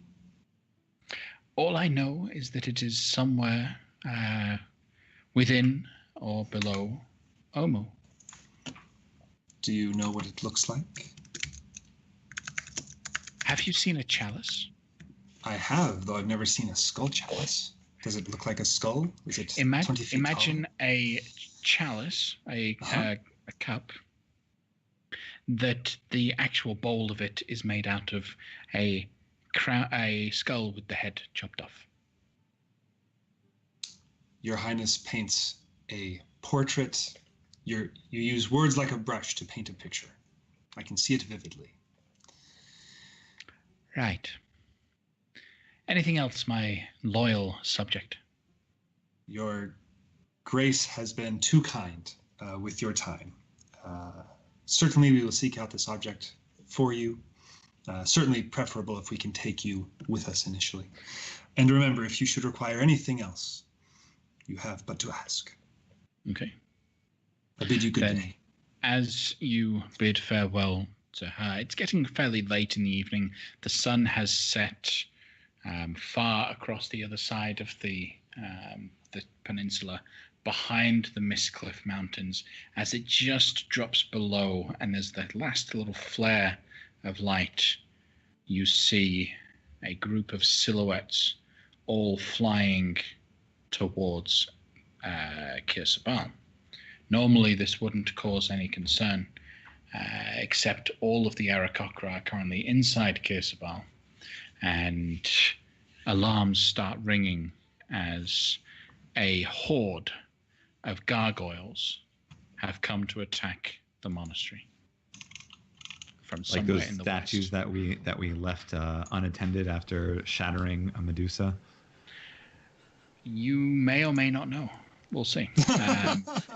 But as you leave Moixanare's quarters, the Aarakocra base goes on high alert. Ashara kind of floats very quickly down to where each of you are to get your attention. Quick! Battle stations. Find yourself a defensible position, and we must defend the city. And next week, we will go into the siege of Kirsabal. You will have the opportunity, you will have a couple minutes as characters to think about what ways you can be defensively beneficial to a monastery on the side of a cliff as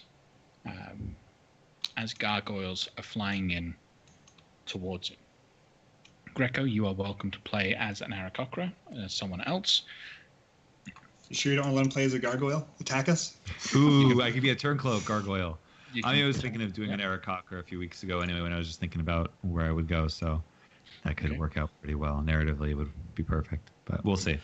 We'll think. So try to think of what ways you can be more beneficial and creative in defending this city. Okay? Well, thank you very much, everyone. Thank you, everyone, for sticking with us. Well done to Boss Bedlam for winning today's giveaway. We really appreciate all of the support that we get from you guys, and we would like to reiterate: follow us on Twitter at Crituitous RP. Follow us on Tumblr, crituitousrp.tumblr.com. Follow us here. Tell your friends to follow us here. Visit our Patreon to gain exclusive access to videos, to posts, to the Campfire RP, to playing with us every now and then. Check us out there. Thank you very much, everyone, and we will see you later. Good night. Bye.